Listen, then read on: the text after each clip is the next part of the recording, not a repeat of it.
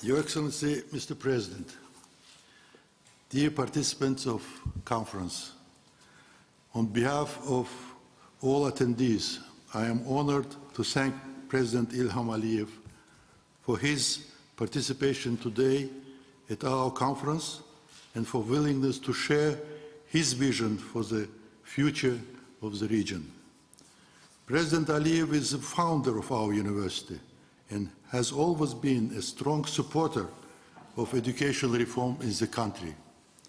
His vision for modern university in Azerbaijan and turning it into international platform for academic and policy discussions is serving our today's event very well, as ADA University is one of the main organizers of this conference. Mr. President, welcoming you at our university, I would like to take this opportunity and on behalf of faculty and students, congratulate you with decisive victory in Karabakh War, which has resulted in the liberation of internationally recognized lands of Azerbaijan and restoration of territorial integrity of our country. We have longed and dreamed of these days for 30 years, and your leadership, as well as heroic sacrifice of our fallen heroes, have given Azerbaijani nation this wonderful moment of joy and glory. Dear participants, we are holding this discussion following your trip to Agdam, one of the liberated regions of Karabakh, where you have witnessed destruction and the horrible impact of Armenian occupation. The war is over, and now is the time for the new vision for South Caucasus, with a focus on development and cooperation in order to make Karabakh one of the best regions of the world. Faculty of our university have been involved in various policy formulation meetings, as well as conduct of repatriation survey among the IDPs to help our government in reconstruction efforts. Your contribution, ideas, and input in this regard come very helpful to us, and we thank you for traveling to Baku and joining our conference. Mr. President, once again, we thank you for your time, and it is my great honor to pass the floor to you. Thank you. Thank you. First of all, I'd like to express gratitude to ADA University and to Rector Mr. Pashayev for organizing such an event. I'm glad that ADA University, within a relatively short period of time, became one of the leading universities in Azerbaijan and has a very broad international connections. Also, I'm very grateful to the participants of the conference for their participation, because as you can imagine, the situation after war is very fragile. Though the ceasefire is being maintained, but still there are a lot of questions about post-conflict development, and the topic of the conference is post-conflict development and cooperation. Therefore, once again, thank you to all the participants for your attendance. We consider this as not only a sign of interest to what is happening here in the region, but also as a sign of your solidarity with the people of Azerbaijan, who suffered from Armenian occupation for 30 years. Before talking about post-conflict development, we need to understand that our lands were under occupation for 30 years. And we cannot exclude our memory, the memory of those who lost their family members, the memory of those who were deprived from the fundamental right to live on their own land. We cannot forget the atrocities we cannot committed by Armenian army. We cannot and will never forget Khojaly genocide. and the victims of, innocent victims of Khojaly genocide, organized by the leaders of Armenia and so-called Nagorno-Karabakh regime. Therefore, it's very important to understand that this memory will be with us. We will keep it in our heart. At the same time, we need to look to the future. Also, the destructions on the territories which we liberated are beyond all our worst expectations, because we more or less knew what Armenians have done to our cities and villages, because there have been from time to time some video footages, some information from some international representatives who managed to visit those lands. By the way, probably you know that foreigners who were illegally visiting then Nagorno-Karabakh were deprived from visiting the territories which you visited. They were deprived from going to Agdam, to Fizuli, to other territories which surrounded the former Nagorno-Karabakh administrative district, because Armenian government didn't want foreigners to see the devastation and to see their hatred to Azerbaijanis, because it's clear that those destructions and devastations were done after the First Karabakh War stopped, because it's not possible to destroy cities and villages during the war. They did it deliberately in order to erase the legacy of Azerbaijani culture, in order to erase these territories from our memories, in order to change the origin of those lands. Therefore, we need to understand the feelings of Azerbaijani people. And now when we return to those lands, and when we see with our own eyes what the occupational Armenian forces did to our historical monuments, religious monuments, to our cities and villages, of course, this is a very important factor.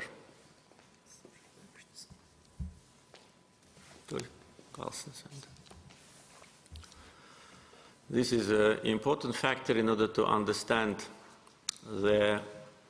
our steps with respect to post-conflict situation. You are all very well aware about what happened. You were involved in this process, you know, so there is no need for me to make kind of a long speech talking about 30 years of occupation. Probably I will conclude now in order to have more time for discussions. So thank you once again for being with us. Thank you, Mr. President. And with your permission, we can start our question and answer section, as we have more than 10 speakers who have subscribed for asking questions and expressing their comments. Our first question and comment starts with Matthew Breiser, former co-chair of the Minsk Group. Thank you, Mr. Hadjiev. Thank you, Mr. President. The honor to be with you. Very, very nice to see you in this new world.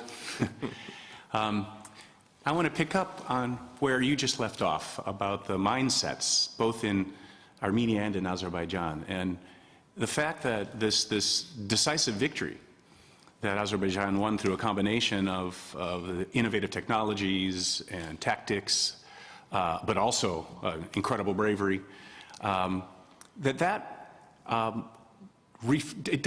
don't think people understand that you conducted the war in a restrained way. The collateral damage or civilian casualties were at a minimum. You showed strategic vision by pausing after you won the military phase of the war in Shusha. Consistently, the war aims that were articulated were also consistent with years of negotiations and preliminary agreement back in 2009 on the so-called basic principles. I mean, the November 9-10 agreement is essentially the basic principles, except there's no possibility in the change of Nagorno-Karabakh's legal status, because Armenia didn't accept throughout the war that solution and then lost the war. So my question is there any sense in Armenia, do you feel it at all, that there is an appreciation that the way the war was conducted was actually quite restrained and then should create an opening for some sort of over time reconciliation. Oh, and the second question is, I'm supposed to ask if you might be willing to take a group photo with us later. Yes, sure, sure, of course. Thank you very much. Thank you for your comments. You are a person who was directly involved in the negotiation process, therefore you know what was our position, you know what was Armenian position, and always Azerbaijani position was constructive, because as I said many times during our meetings with your former colleagues, ambassadors of the Minsk group from France and Russia, that Azerbaijan always was interested in finding soonest solution to the conflict because we were the suffering side. And I had a strong feeling during negotiations, and I shared it with you, that Armenia doesn't want solution. They say they want, but they do everything in order not to have this solution. And what we've seen after we liberated the territories, those fortifications, those huge, maybe $100 million investments in mining, in the building these defense lines, we clearly understand that they were doing it in order to keep these lands under occupation forever. So their tactics was actually to be in the process of negotiations, I mean the previous governments, to have kind of a process to imitate, to negotiate, to agree on something, disagree on other things, but when it comes to making a decisive step, to step back, as it was in France, in Rambouillet, as it was in 2009, after Armenian side actually rejected the formula of settlement, which provided the liberation of the surrounding territories of Nagorno-Karabakh to Azerbaijan and leaving the so-called status for future negotiations. Therefore, this is how it worked, so you know it very well. With respect to our behavior during the war, from the very beginning, it was very clear that Azerbaijan is conducting not only the war of 21st century, but the war of new morality, if I may say so. When war started, my immediate commands to our military servicemen was to behave with dignity, to behave in a moderate way, and to do maximum in order not to damage civilians. And the fact that there have been less than 40 victims on Armenian side among civilians clearly demonstrated, because we were liberating territories, and some territories were illegally inhabited. Therefore, our attacks, our technical capability was aimed only on military objects. And those less than 40 victims which Armenian side had, most of them, those people were participating in the military operations. They were civilians who were recruited to the military units, and they were part of military operations. The way how we treated those who were left behind also is a clear demonstration of the human nature of our policy and the human behavior of our army. There have been several elderly people left behind, for instance, in the province of Hadrut. And when our soldiers came, they saw these people, they were frightened. The elderly people, they spoke very good Azerbaijani because, they lived together with Azerbaijanis, and they were taken to the hospital. They were treated in our hospitals. Then when we decided, and the Red Cross was involved, to return them back, Armenians refused to receive them. One of the elderly who was in poor health conditions, they refused to receive him because they said that we don't want to take care of him. So we, together with Red Cross, put him to the hospital in Azerbaijan. So, with respect to the question, do they in Armenia appreciate our behavior? I would say no. And this is a very unfortunate development of events, because if we are talking now about post-conflict situation, we need to concentrate on some elements which can lead to future reconciliation.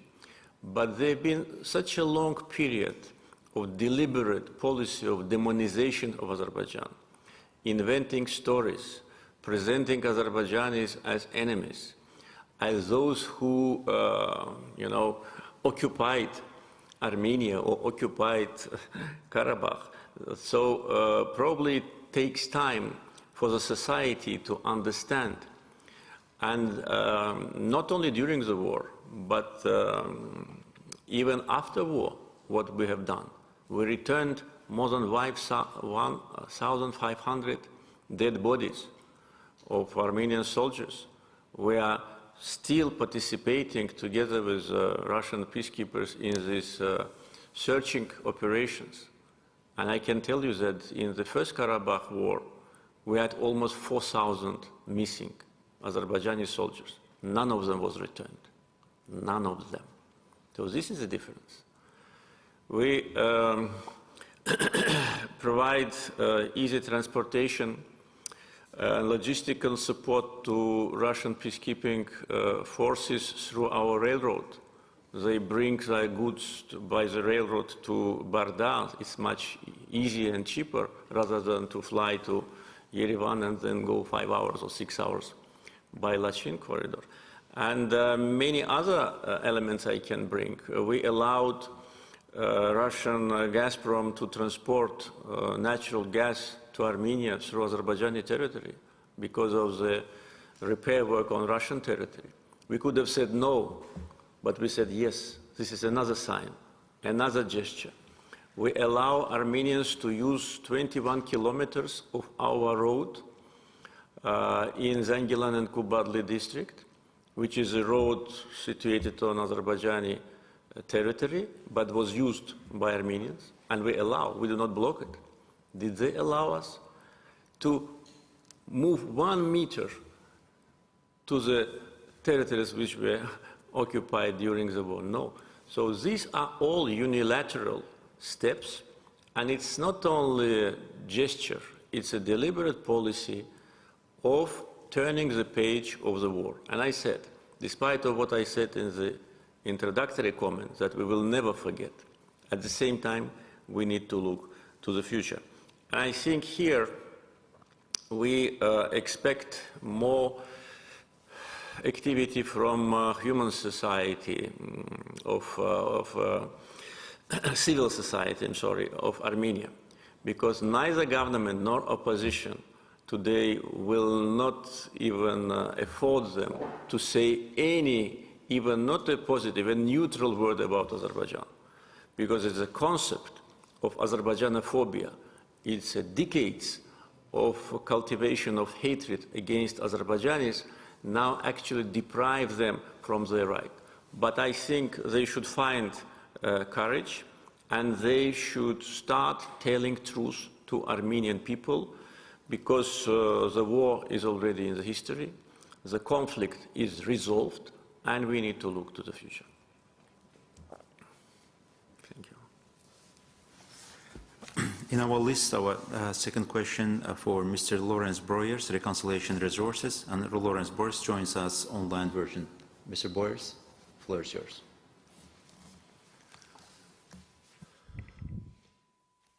No. Can you hear me? Yes, now yes. Yeah. Thank you for this opportunity. Mr. President, in the late 1990s, there was a view in Azerbaijan that civil society and NGOs could come in and work with populations to build confidence once the conflict was solved.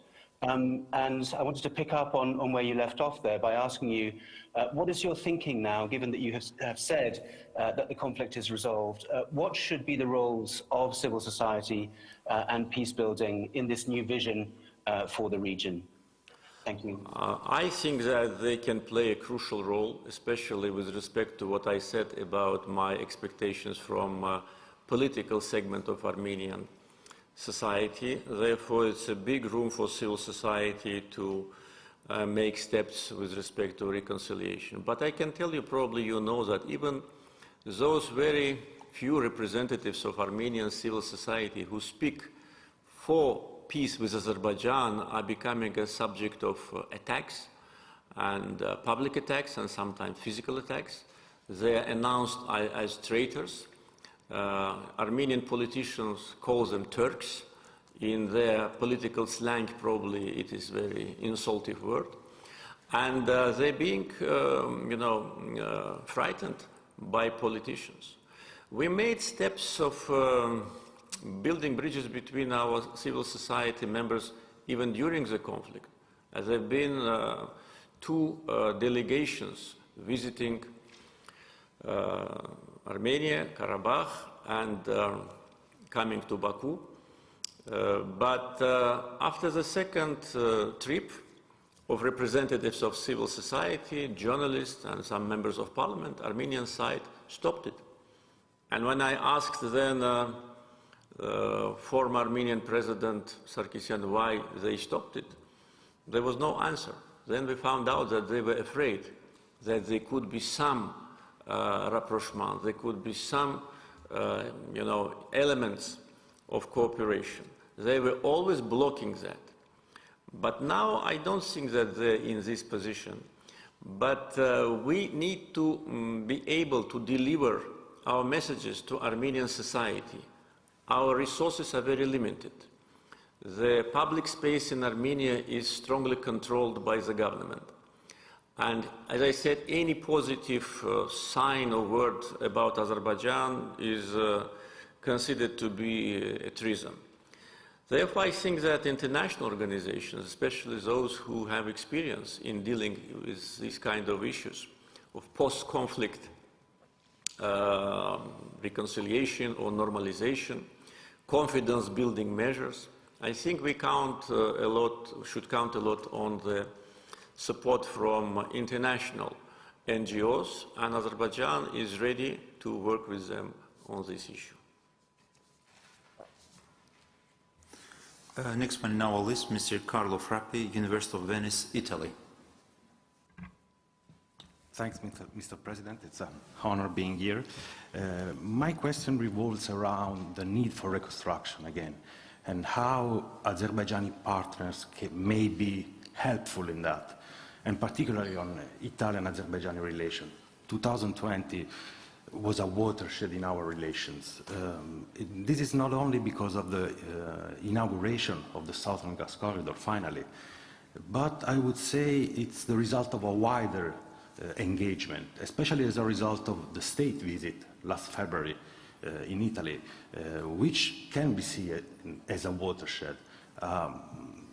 Declaration, a joint declaration on multidimensional strategic partnership was signed, whereby, I would highlight this, Italy for the first time made an open commitment to Azerbaijani territorial integrity. So somehow, even with a departure from previous policy of equidistance, and also somehow kind of departure from what our European friends were doing and are still doing. So this kind of commitment was symbolically reiterated also in the aftermath of the war. I remember this very high-profile visit to the liberated territories by a high-profile Italian delegation. And on that occasion, Mr. President, you said that you expressed Azerbaijani determination to closely work with Italy on this reconstruction process. So my question is, what is currently the state of the art? And especially what we may expect in the coming future, and how Italy can be helpful, not only in the reconstruction process, but also in this need for reconciliation. Thank you so much. Thank you very much. I fully agree with what you've said about our bilateral partnership. Italy for us is a very close friend and partner. And I still remember my visit, a state visit to Italy last February. As you know, before that, the President of Italy, Mr. Mattarella, paid a state visit to Azerbaijan. And my visit was also kind of continuation of our strategic dialogue. And as you said, we signed a document on strategic partnership. By the way, it's the second. We already signed one. It was signed several years ago. So this really demonstrates our mutual commitment. And also, as you correctly mentioned, we are very grateful to Italy for their straightforward, just approach with respect to the resolution of the conflict, which we know that was not easy to articulate, especially in the European Union family, where there are very strong, powerful Armenian supporters who always tried to put on the same scale the victim of occupation and occupational forces. So that was really a very important sign of cooperation. And also I can tell you that we have already, with 9 EU member states, signed documents on strategic partnership. I think some of them were also encouraged by what we've done with Italy. So our political relations are excellent. We continue strong cooperation, and this cooperation was already tested during the conflict and in post-war period. And as you correctly mentioned, the visit of Italian delegation to the liberated territories is considered by us as another sign of support. I can tell you that from the very first days of our plans for reconstruction, we invited Italian companies. We invited them through Italian embassy. Here, by the way, the ambassador who already terminated his duties was very active in promoting Italian interests and Italian business, and he is a very good friend of Azerbaijan. So we approached Italian embassy in order to give us some recommendations with respect to Italian companies. We had previous contacts because Italian companies implemented big projects here: petrochemicals, refinery, construction, architectural projects. And they already started. They already started, and we want to expand the presence of Italian companies. As I said, after war, we will invite companies from friendly countries. And this is natural, because the period of war was a kind of a clear indicator for us who is who. Of course, we had some assumptions. We more or less could predict what will be the position of this country or that country, but to say 100% we were not sure, but the war made everything clear. Among the areas where Italian companies already have been invited, I can tell you maybe one of the most important, we invited Italian companies to participate in the project of different museums and war memorials, because we will have museums of victory and war memorials not only in Baku, but in other cities liberated. So this is one area. Another area where we invited Italian companies already is power generation. Already the contacts have started, and after war already not only contacts, already some preliminary documents have been signed, because there's a huge potential of power generation on the liberated territories, particularly renewable, water, sun and wind, and already preliminary documents have been signed. We count very much on using Italian experience in developing agriculture on the liberated territories, because it's a very good fertile soil on those areas, and we can have maximum productivity. And I can tell you that now, at this moment, among foreign companies, we have only Turkish, Italian, and British companies who already are working with their Azerbaijani counterparts. Of course, we are now only in the first stage of development, though physical reconstructions have already started. Infrastructure projects have already been launched, but there'll be huge potential for the future. And of course, there'll be more other companies from different countries. We want all our friends to be part of reconstruction, all our friends to benefit from these opportunities, because we as a nation and we as a government are very grateful. This is our nature. If someone does us something good, we will always keep it in our heart and we'll try to do everything to reciprocate. So taking all that into account, our friendly relations, strong political ties, great experience of Italian companies, and also our plans to restore our historical and religious sites. And Italy is a world center of culture. That's my opinion. I'm sure you share it with me. Therefore, there will be huge and diversified opportunities for working together. Nigar Göksel, International Crisis Group, Turkish branch. Janab President, yesterday we were in Agdam and we saw the massive physical destruction, but we were also able to imagine the tragedy of the lives torn apart and the sort of the human cost. And I imagine, besides the reconstruction, when the local people of Agdam return to their homes, it's going to take some time and effort for them to build trust with the Armenian villages nearby to be able to interact. So I was wondering what kind of steps you expect from the Armenian side, also the Armenians in Karabakh, to build that trust again so that they can live side by side without peacekeepers, inshallah, one day. And also, in the bigger picture, I was wondering whether in the short or medium term, you think it would be useful for Turkey to open its border with Armenia, both for regional integration and to address the demonization and the Turkophobia that we see so rampant in the society. Thank you. Thank you. Of course, it is difficult to predict how Azerbaijanis and Armenians will interact in the future. I think to a large degree it will depend on the will and political wisdom of politicians. Because I think we need to be more active here and in Yerevan in order to try to build bridges. Of course, if Armenia wants that, we don't know what are their intentions. They never elaborated on that. I already on several occasions made it very clear that we consider the page of the conflict turned down.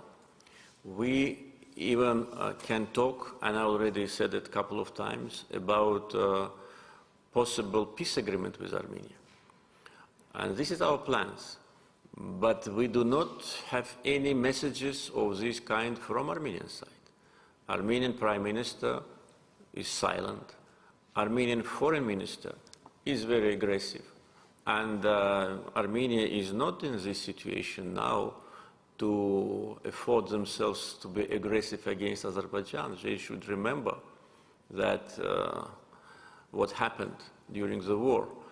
Armenian opposition is actually now in hysteria, and Azerbaijanophobia, Turkophobia became one of the main, it always was very important, but now it's, I think, the only factor. And I'm sure that they will build their election campaign on Azerbaijanophobia, Turkophobia, on the feelings of revanchism. Therefore, we cannot establish this interaction unilaterally. Our position is clear. We are ready for that. It will not be easy. Those refugees who will, former refugees who will return to Agdam and other territories, they will see what Armenians have done to their lands, to the graves of their beloved ones, to their religious monuments. What will they feel? I can't predict.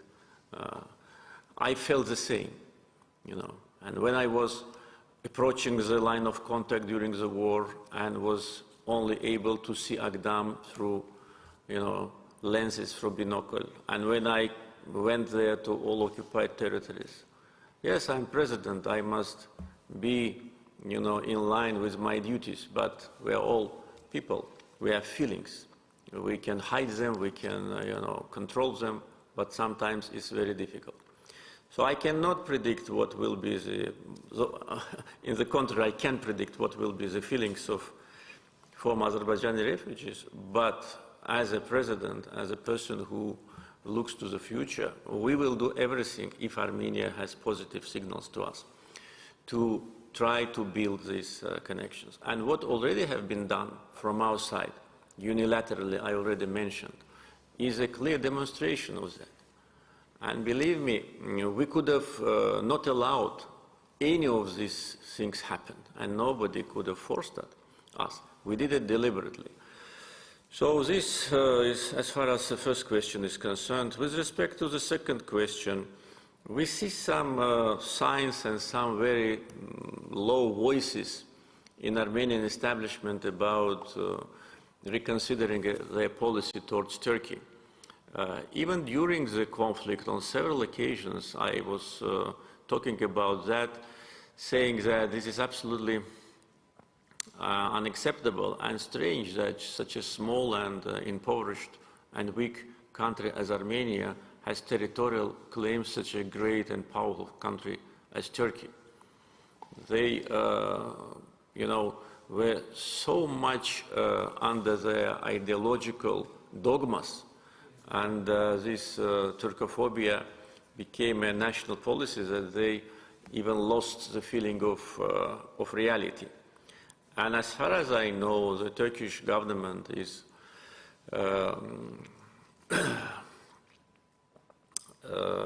planning their steps in a very constructive way, but of course they need to have adequate response. First, what Armenia should do, they should refrain from territorial claims against Turkey. They should rewrite their constitution. They should adopt new constitutions. They're planning to do it, but that's for political agenda of the government. The government wants to strengthen their political position. But at the same time, I think that I can give them good advice to remove from the constitutional territorial claims to Turkey. I don't know in which country's constitution there is a territorial claim to other country. I think it's a unique situation. And everybody should understand that there have been wars and wars and wars throughout the history. And their fake history with respect to so-called genocide has nothing to do with reality. It was war, it was situation when people were fighting with each other, countries were fighting with each other, but then there was a reconciliation. And by the way, at that time, Armenia not only had difficulties with Ottoman Empire, they had also difficulties with other neighbors. And why they only selected Turkey for their unjustified attacks.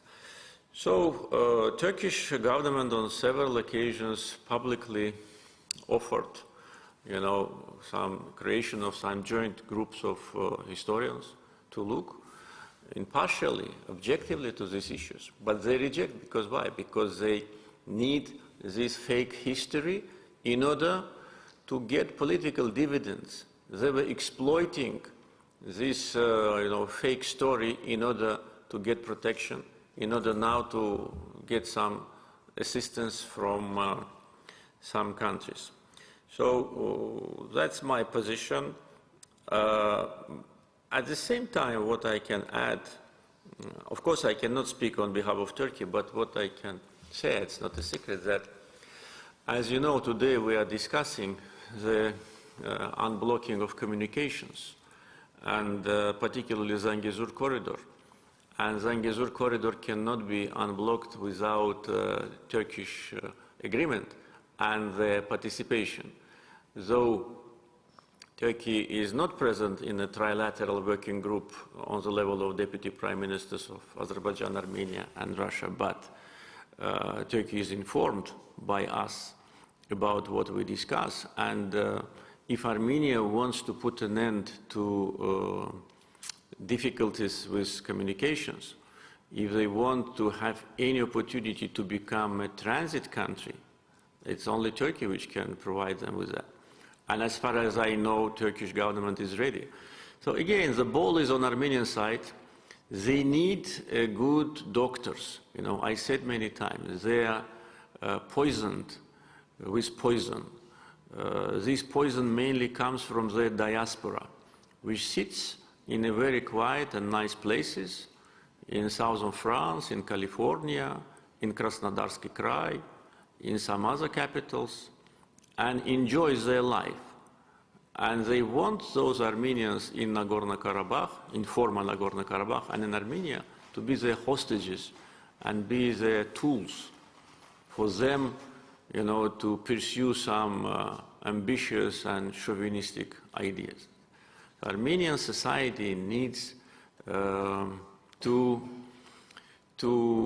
destroy the Iron Curtain, if I can talk about these analogies. They are living in the Iron Curtain, and they've been, influenced by these poisonous ideas. And we are ready to help them with that. Next speaker in our list, Stanislav Prichin, Academy of Sciences, Russian Federation. Mr. President, it's a great privilege to be with you today. Thank you for your time. My question is about the future of Azerbaijan. Everybody knows that in less than 2 months, Azerbaijan will celebrate the 30th anniversary of its independence, and by this time, probably Azerbaijan has resolved the key key goal for its independence, the restoring of territorial integrity. And from my perspective, now the time to set up the long-term goals for the next 30 years. And in this regard, I would like to ask you how your vision of the future of Azerbaijan, which goals now Azerbaijan as a state sets up for the future. How do you see Azerbaijan in 10, 20 years in terms of GDP, development of economic and strategy generally as a state? Thank you very much. Thank you. In order to answer these questions, we need probably a special session for several hours. But I'll try to be very brief. We actually have elaborated the mid-term and long-term development strategy for Azerbaijan even before the war. And of course, the liberation of territories will be additional opportunities, because though the restoration of the territories will demand a lot of resources, but at the same time, these resources will be spent in Azerbaijan. They will stimulate business, they will stimulate construction sector of our economy, they will create jobs, they will create opportunities, they will create additional values in agriculture. Therefore, now we, in a way, have two development programs. First is an annual development program which we approve every year, and also the development program until 2030. And the second is a development program for Karabakh reconstruction, which is now only in the phase of beginning. So now our governmental structures work on a combination or coordination between two in order not to spend twice for the same purpose. And for that purpose, in the liberated territories, we are now introducing an absolutely new model of governance. There will be different model of governance of presidential power, presidential administration, and there will be a very modern approach to development, not only during the reconstruction, but after reconstruction also. Therefore, we are now evaluating all our resources, which have been illegally exploited by Armenia. There is a big potential for mining in those areas. And by the way, we already started illegal procedures against some so-called businessmen who were illegally exploiting our copper and gold resources on the liberated territories. There's a huge potential for renewable energy, especially energy of wind. And in some parts of the liberated territories, for instance, Lachin-Kelbejar, it's a huge potential for wind. In Jabrail, Zengilan, huge potential for solar. So that is, and also water. Now we got access to our main water resources after we liberated Lachin and Kelbejar, because most part of the water resources which Armenian population in Karabakh is using are taking source there. We are now in the process of restoration of 12 hydropower stations, which Armenians destroyed after war stopped until they left Kelbejar. So within 15 days, they destroyed 12 hydropower stations. You know, that also demonstrates their feelings and their policy.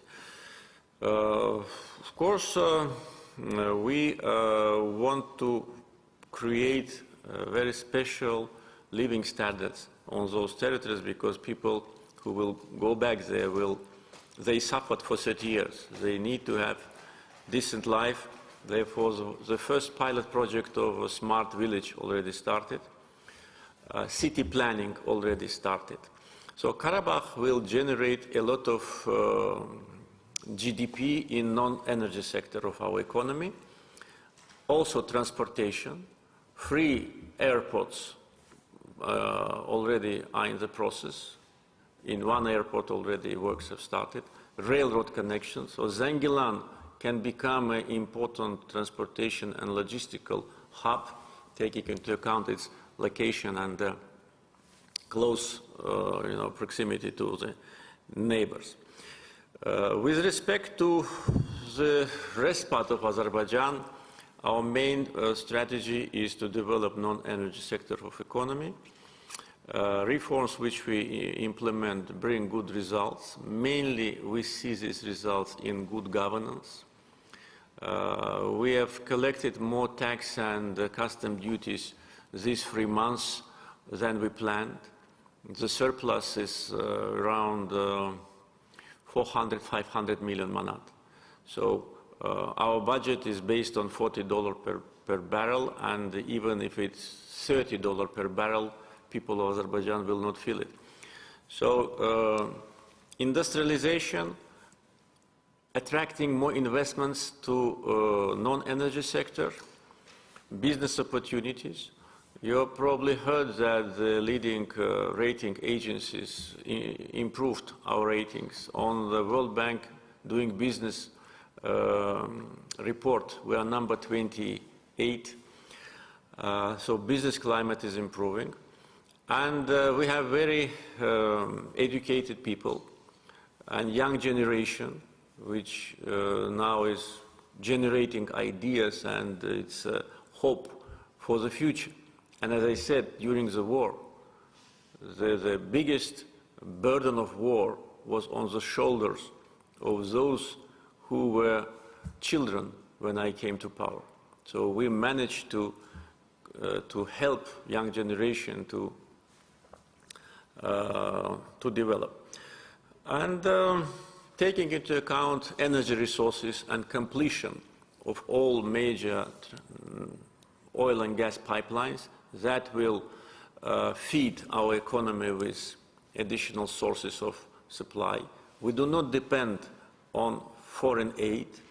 Our foreign aid is something around 18% of GDP, and I put a target to reduce it to 10% of GDP, which will be then one of the best results in the world. We have a very low rate of poverty, around 5%. When I came to this position, it was 49%. So we actually feel that we will be able to implement all our plans, which is with a strategic vision. But for that, we need stability not only inside Azerbaijan, which we have for already 28 years, but we need stability beyond our borders. And now one of the main concerns will be our steps in order to minimize risks. We have taken obligation of the chair of non-aligned movement with a great success, and our international efforts in the region led to creation of new formats of cooperation, or really trilateral cooperation with Turkey, Russia, Turkey, Iran, Georgia, Turkey, Russia, Iran.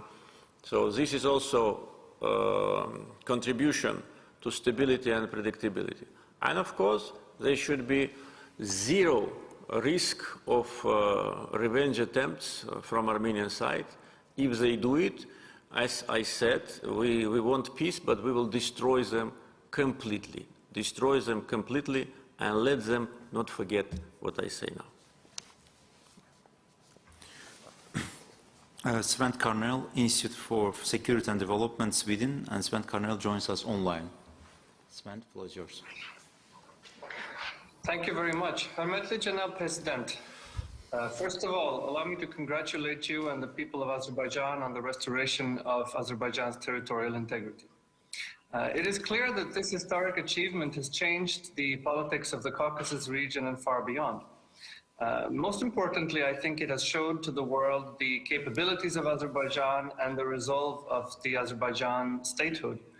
It has proven that Azerbaijan is not an object of some real or imagined geopolitical games between great powers, but actually a power and an actor in its own right.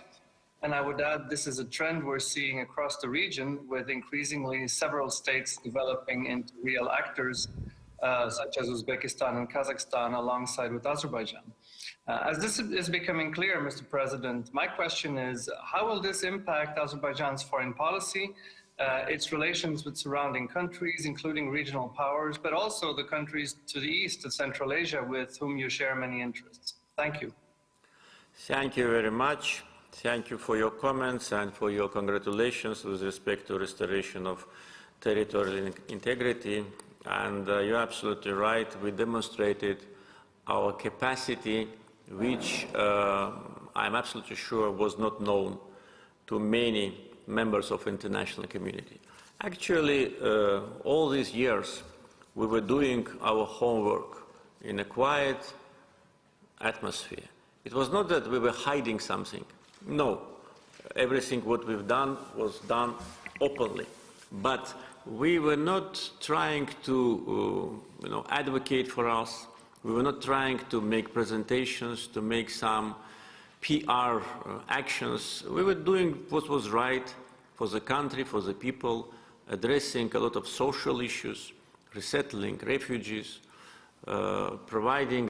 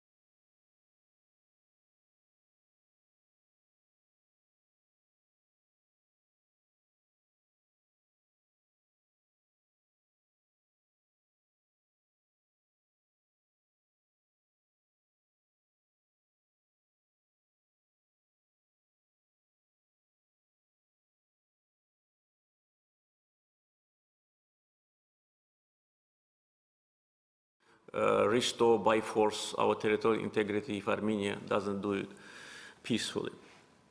So war was a kind of a concentrated implementation of our capacity. And we never overestimated ourselves. We never thought that Azerbaijan is number 1 or number 10 issue on the agenda of the leading countries. No, they have another issues. And we are fine with that, because the less big powers remember or think about us, the better for us. Now, what will happen and what is happening now? With respect to the neighboring countries, relations developed successfully, and the war demonstrated once again. I don't want to go into much details, but basically we are satisfied with the behavior or actions of our neighbors. Of course, we are very grateful to brotherly Turkey for very strong political and moral support from the first until the last day of the war. But with respect to our three other neighbors, our main target was that them to be neutral. And it happened to a certain degree, in some countries to a large degree, but nevertheless don't want to go in much details. And after war situation also demonstrates that now our neighbors share our views with the regional development. And by the way, we already discussed it with our neighboring countries and how the region should develop, what should be the projects of transportation, of logistics, energy cooperation, trade, etc. So we don't have any division. It's true that Armenia did not yet publicly declare their policy, but what they do de facto, I think, is also satisfactory. I mean the government. With respect to our neighbors across the Caspian, also relations were developing very successful, and with each of them we have a special track of cooperation. The biggest part is related to transportation, because Azerbaijan, after completing all the transportation and logistical projects here, like railroad connection with Turkey, seaport and highways, became already important transportation hub. Though we are landlocked, but nevertheless we participate actively on east-west and south-north transportation corridors, and now more countries are involved in these projects. So main area of our cooperation with our neighbors across the Caspian is transportation, but not only. We are working very closely on how to increase volume of mutual trade, how to provide better opportunities for mutual investments. Already answered the question. Sorry, Mr. President, there was a minor technical issue. We'll continue to our questions. Mr. Khalid Taimur Akram, Pakistan Center for Global and Security Studies. Thank you very much. And Mr. President, on behalf of people of Pakistan and Pakistan, I would first like to congratulate you on this victory.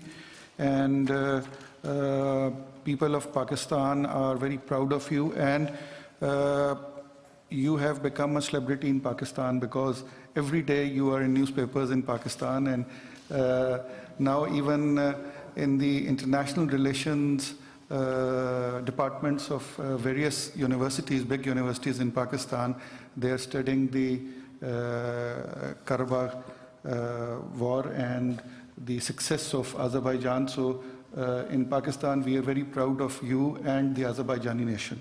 So coming over to my question, sir, during the last 44 days war, Azerbaijan was fighting only in its own territory, precisely targeting the military positions and military equipment of Armenia in the occupied territories. But Azerbaijan was faced with the constant war crimes of Armenia. Armenia deliberately targeted densely populated areas and civilians of Azerbaijan in the 44 days of war. We remember the ballistic missile launched to Ganja, Tatar, Barda and other cities. And recently from the media we saw that the remains of Iskander M ballistic missile, and which was found in Susha, launched by Armenia. Before, it was also mentioned by the Armenian Prime Minister too that Armenia has launched Iskander M missile on Azerbaijan during the war. This ballistic missile is very dangerous and can carry a nuclear warhead also. What is your opinion on it, and what should be the actions of the international community on this action? Thank you. And sir, my last request is, after this I would like to have a picture with you. Yeah, sure, we'll do it. Thank you. Yeah, definitely. I think that our cameraman took the note of that. Probably they should look for a place where we can have a picture together. Yeah, maybe you look and find us, maybe outside, in front of the building. Yeah. Thank you. Thank you for the words of congratulations. Thank you to Pakistan. I'd like to ask you to convey my gratitude to the people of Pakistan for continuous support during the war. And Pakistan was among the countries which openly supported Azerbaijan from the first days of the confrontation. And until the last days, always Pakistan was on our side. We are very grateful to Pakistani government and Pakistani people for a very consistent approach to the issues related to our territorial integrity. Maybe our participants, many of participants do not know, but Pakistan is one of the very few countries which did not establish diplomatic relations with Armenia because of the aggression and occupation. And there are only very few countries like Pakistan. So we always are grateful for that, and this is a real sign of our brotherhood. And probably you know that during the war there have been many flags of Turkey and Pakistan in our cities, and it was, we of course were telling who is supporting us, and our people, that was coming from the hearts of the people. With respect to the war crimes committed by Armenia, it's not for the first time. They committed war crimes during the First Karabakh War, but at that time it was different informational, how to say, environment, and many facts of atrocities and barbarism were not documented, or if documented, they did not reach the international audience. Therefore, they managed to hide their, war crimes. And that time they were, it was not only Khojali, it was many other villages, like village of Aghdaban in Kalbajar. Not many people in the world know about that, but that was more or less the same. They were killing and burning innocent civilians, and many other villages have been victims of Armenian barbarism. And during the Second Karabakh War, as you said, it was in front of the eyes of the international community how they bombed our cities and villages. And not only with ballistic missiles, they were bombing with artillery and mortars every day. The city of Tartar, which is a small city, 16,000 bombs were thrown on Tartar. They even bombed the ceremony of, on the cemetery, killing a family.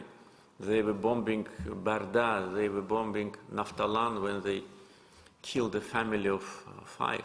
They were deliberately attacking our cities and villages, and they thought that they will stop us by doing that. We did not do the same. We never hit any village or any city. We hit only, yes, military objects which were in Hankendi, but we hit military objects.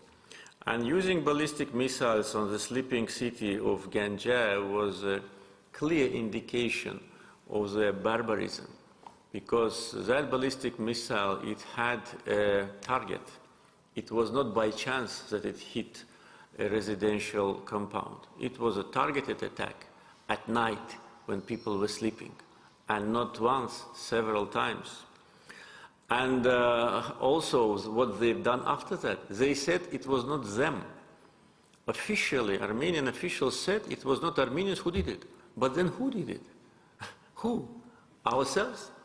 You probably know that they even wanted to put a blame for Khojaly genocide on Azerbaijan.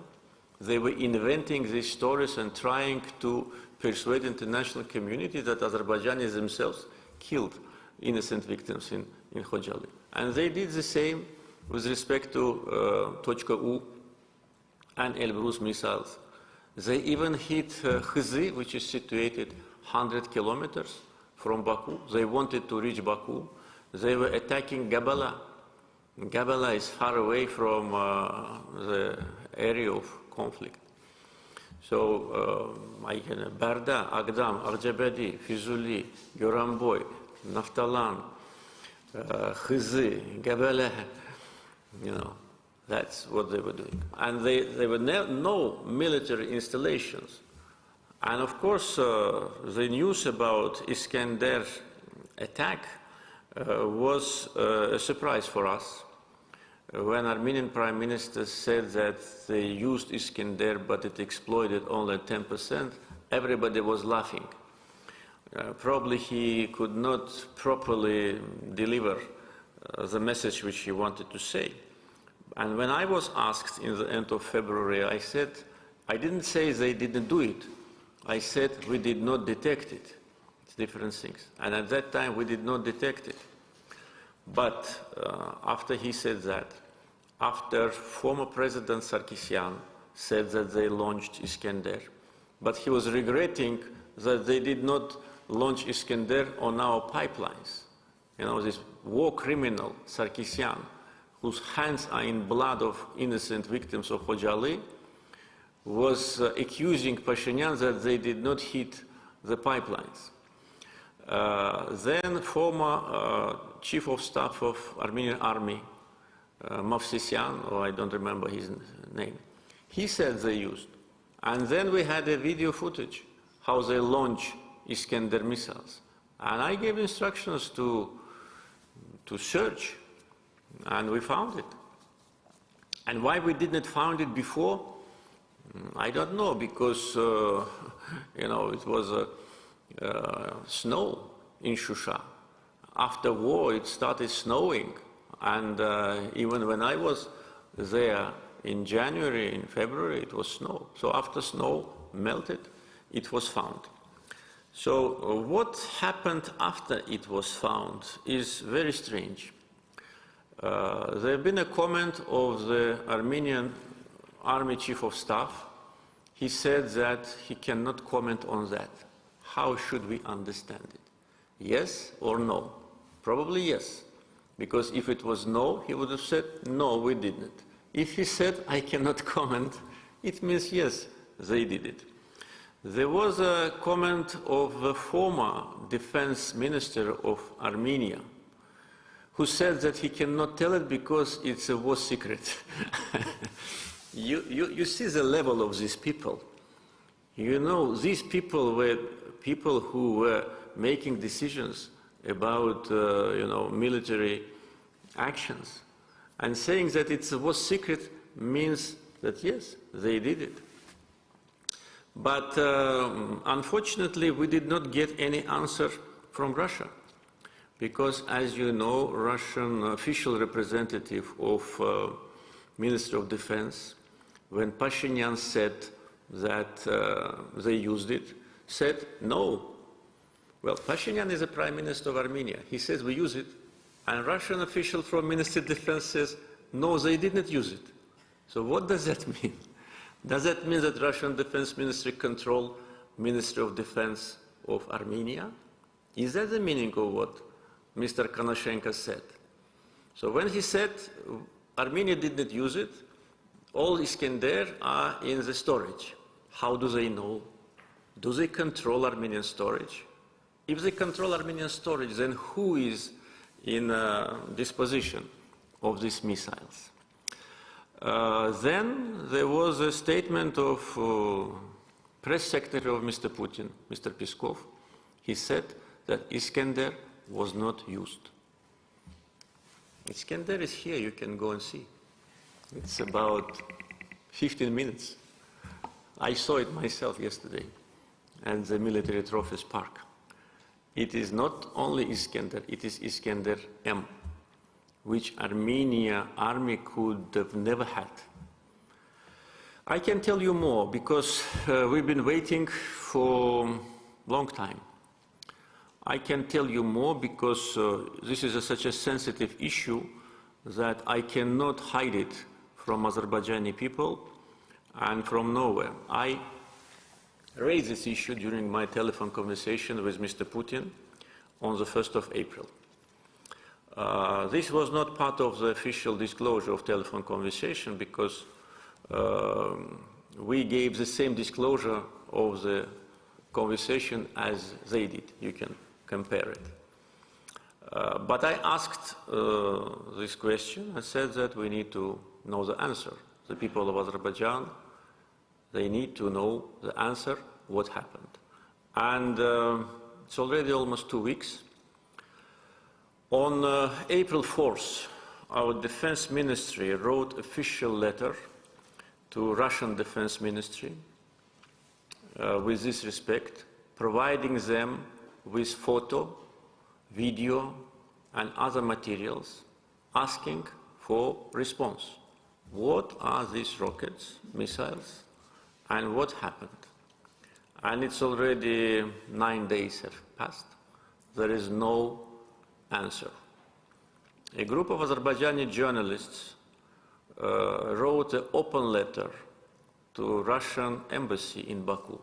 And this letter is open, probably you've seen it. No answer.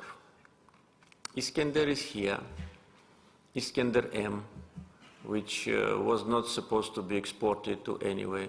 How did it get to Shusha? From where it was launched? Who launched it? We are waiting for answers. I can tell you one more thing, that to some questions, answers we already have. But we're waiting for official answers from Armenia, because these missiles were launched from the territory of Armenia. We know precisely from where, and these questions must be answered. You know, it's a serious issue. It's not just ordinary missile. And it was launched, and how many of them were launched we also know, and when and from where. But we need, Azerbaijani people need to have answers to these questions. Next speaker on our list, Dennis Samut, Links Organization, United Kingdom, and Dennis is online. Dennis, Mr. President, thank you very much for being with us this morning and answering these questions so comprehensively. War is always a costly affair, and the 44-day war has resulted in the death of thousands of people on both sides.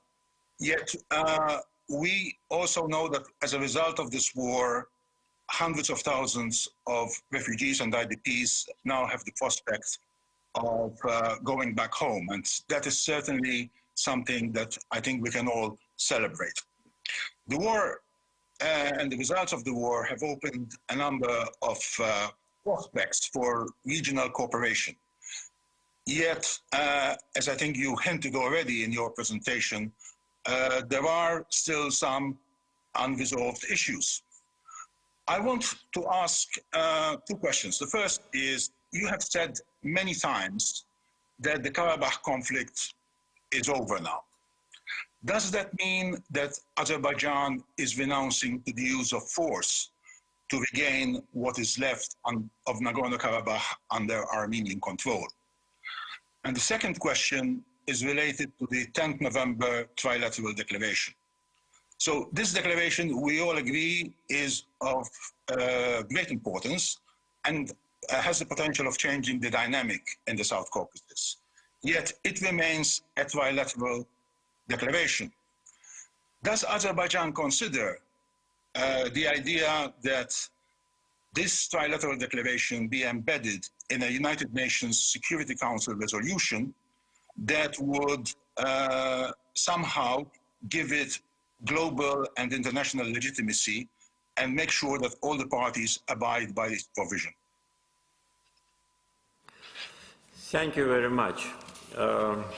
I fully agree that the declaration of 10th November is of great importance, and actually, though it's not a big declaration, but it actually covers all the important elements and also shows that Nagorno-Karabakh conflict is over. Frankly speaking, we did not think about any kind of international legitimization of this resolution. We were not approached by neither Russian nor Armenian side with that respect, so that was not something which we considered. We thought that the declaration is signed and Russian peacekeepers are there. The declaration is fully implemented, and the most important is that it is being implemented, and most parts of this declaration already are implemented. With respect to UN Security Council resolutions, we know what happened to those resolutions which were adopted in 1993. They've been on paper and would have been on paper maybe for 30 more years if we didn't do what was right on the battlefield. Therefore, what it will add to what we have? We have declaration. Azerbaijan is implementing all the items. Armenia was forced to implement items of declaration with respect to return of the remaining occupied territories.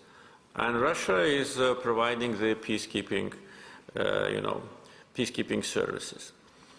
With respect to the use of force, against the territory of Karabakh, which is now inhabited by Armenians, no, we don't have such plans. I said Nagorno-Karabakh conflict is over. It was resolved. Those Armenians who live now in the territory controlled by Russian peacekeepers, we consider them as our citizens. And what we've done so far with respect to our humanitarian assistance, logistical support, demonstrate these intentions. I can tell you even more. Today already there are contacts on the level of some experts with respect to the issues related to water management, because for many years, for 30 years, we were deprived from the water of Terter River because of the two water storages which were controlled by separatists. So one of those water storages have been liberated, and now we have full access to Terter River water. And now, to a certain degree, those who live under Russian peacekeeping control, they need more water cooperation with us. So it started. So in this respect also, Azerbaijan behaves constructively.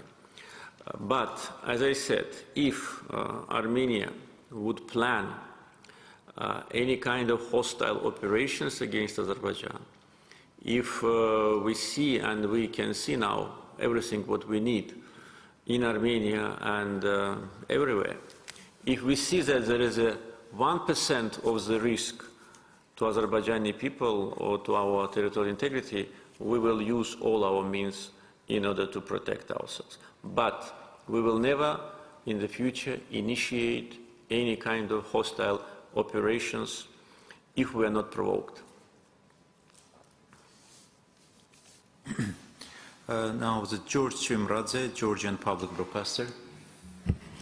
Thank you, Mr. President, for your time and for this meeting. And I would like to express my appreciations to the organizers to inviting me here and to having this opportunity to give you a question. Let me move you back to the cooperation, regional cooperation. And so soon after the war ended, Mr. President Erdogan of Turkey visited Baku, and he once again raised the question of the regional cooperation known as the 3+3 format, which is actually it counts about 1 decade, more than 1 decade of its existence, but I believe that he decided that this is a good time to raise this question. So I would like to stress your attention toward this cooperation and the prospect of this kind of cooperation, especially with the perspective of one particular potential participant of this format. I speak about Georgia, and you mentioned it before that you have discussed some kind of cooperation prospects with your colleagues from the regional countries, and how much do you believe that Georgia can participate in this kind of project, in this kind of cooperation, while it has quite a complicated relations with Russia on one hand, and on the other, it has its aspirations to integrate in the Western community, and we know while that the Western community and the regional big powers relations so far are continuing to deteriorate. Thank you. I was actually supposed to discuss this issue with Georgian Prime Minister yesterday, but unfortunately he got coronavirus. I wish him good health and soonest recovery. His visit was scheduled on 12th of April, but of course after he got coronavirus it was postponed. Therefore, I did not have a chance to talk to him directly about that. But as soon as he recovers, we'll be waiting him to visit us. But with other neighbors, with President Erdogan, with President Putin, I discussed it openly, and also there have been discussion on the very high levels of officials of Azerbaijan and Iran. And with and I see that there is no difference in our approach. Azerbaijan, Turkey, Russia, and Iran share the same approach to regional cooperation, and the main area of concentration now is transportation, because it's a situation which is called win-win. Everybody wins from that. Armenia silently is also in the boat, but publicly they say no, because of what I already said, this, disease which they need to treat, Azerbaijanophobia and Turkophobia. So what could be the advantages of this cooperation for countries is very obvious. And I think Armenia is a country which also will get a big share of advantage, because today they don't have a railroad connection with Russia, they don't have railroad connection with Iran. There was one unrealistic plan to build a railroad from Armenia to Iran, but I think they calculated and saw that it will cost $3 billion. Good project, but who is going to pay? That's the question. So that project has been already abandoned. Any possibility of connection with Russian railroad for Georgia, I think, is not realistic because of, you know better because of what. And through Azerbaijan, it was not possible also. So if this project happens, Armenia will have access to Russia, to Iran, and also potentially to Turkey by railroad.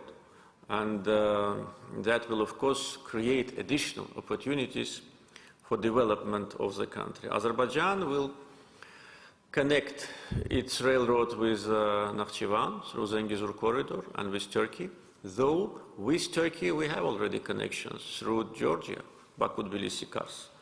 And Russia will have an additional connection with Turkey through the territories of Azerbaijan, Armenia, and Iran with Armenia.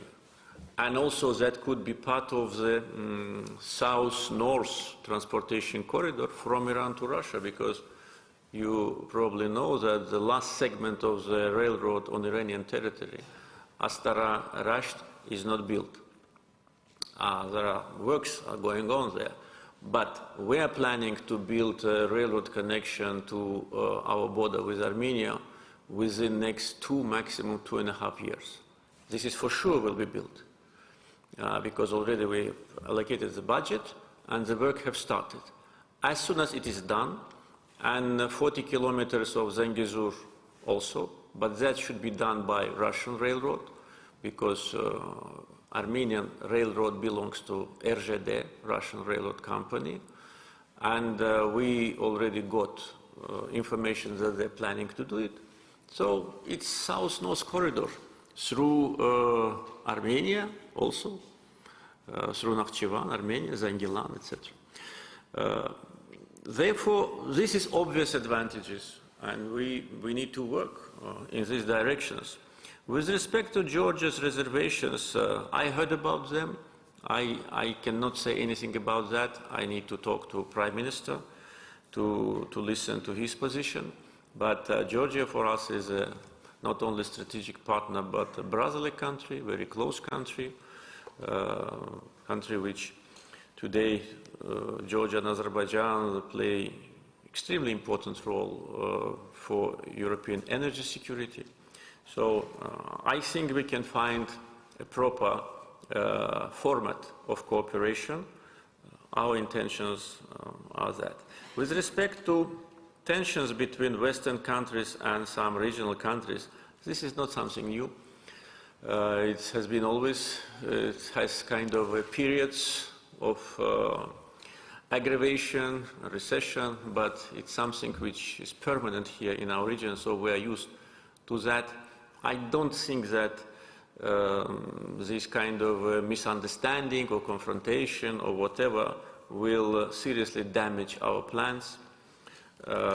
We all very well remember as some of our Western partners were acting against construction of Baku-Tbilisi cars, trying to involve Armenia in this project so that the road goes not through Georgia but through Armenia. I remember when I worked in a state oil company of Azerbaijan how Western partners were advocating construction of the pipeline, not through Georgia, but through Armenia. I'm a witness and participant of all that. And how difficult it was for us to build this pipeline because World Bank for 1 year stopped financing because of that. So, but did it change anything? No. And it will not change anything now. Therefore, I think those who do not support it, okay, let them not support it. We don't mind. But I don't think that any kind of interference or attempts to stop us from that will succeed. Therefore, I invite all those who are hesitant to be part of that, because that could be also additional corridor to Europe. And actually through Turkey, it will go to Europe. So everybody will benefit. Those who were against Baku-Tbilisi cars today are grateful to us for that. So I think it will be the same. But we will, of course, take into consideration any possible Georgian reservations with this issue. Michael Reynolds, Princeton University, United States. Thank you very much, Mr. President, for taking the time to meet with us. I and my colleagues are genuinely very grateful to you for giving us this opportunity to sit with you physically or virtually to discuss Azerbaijan's future and the future of the region. I would also like to say that I very much share your faith in the youth of Azerbaijan. The students I've met at ADA and other Azerbaijani universities have impressed me. And I hope that we can continue to develop ties with the educational institutions in Azerbaijan. And I can say that I am genuinely, given the quality of Azerbaijan's youth, as well as the opportunities that have now been opened up for Azerbaijan and for the region with Azerbaijan's victory, I'm genuinely optimistic about the future of this country, and I am also optimistic about the region. For my question, I'd like to return to the issue of territory that you touched on in your response to Nigar Hanım. As an outsider to this conflict, an outside observer, I can say that I think one of the prime drivers of the tension between Armenia and Azerbaijan has been the expansive Armenian claims to territory. Again, I don't need to tell you, but just to go over it, first Armenia claims the territory of Mountainous Karabakh.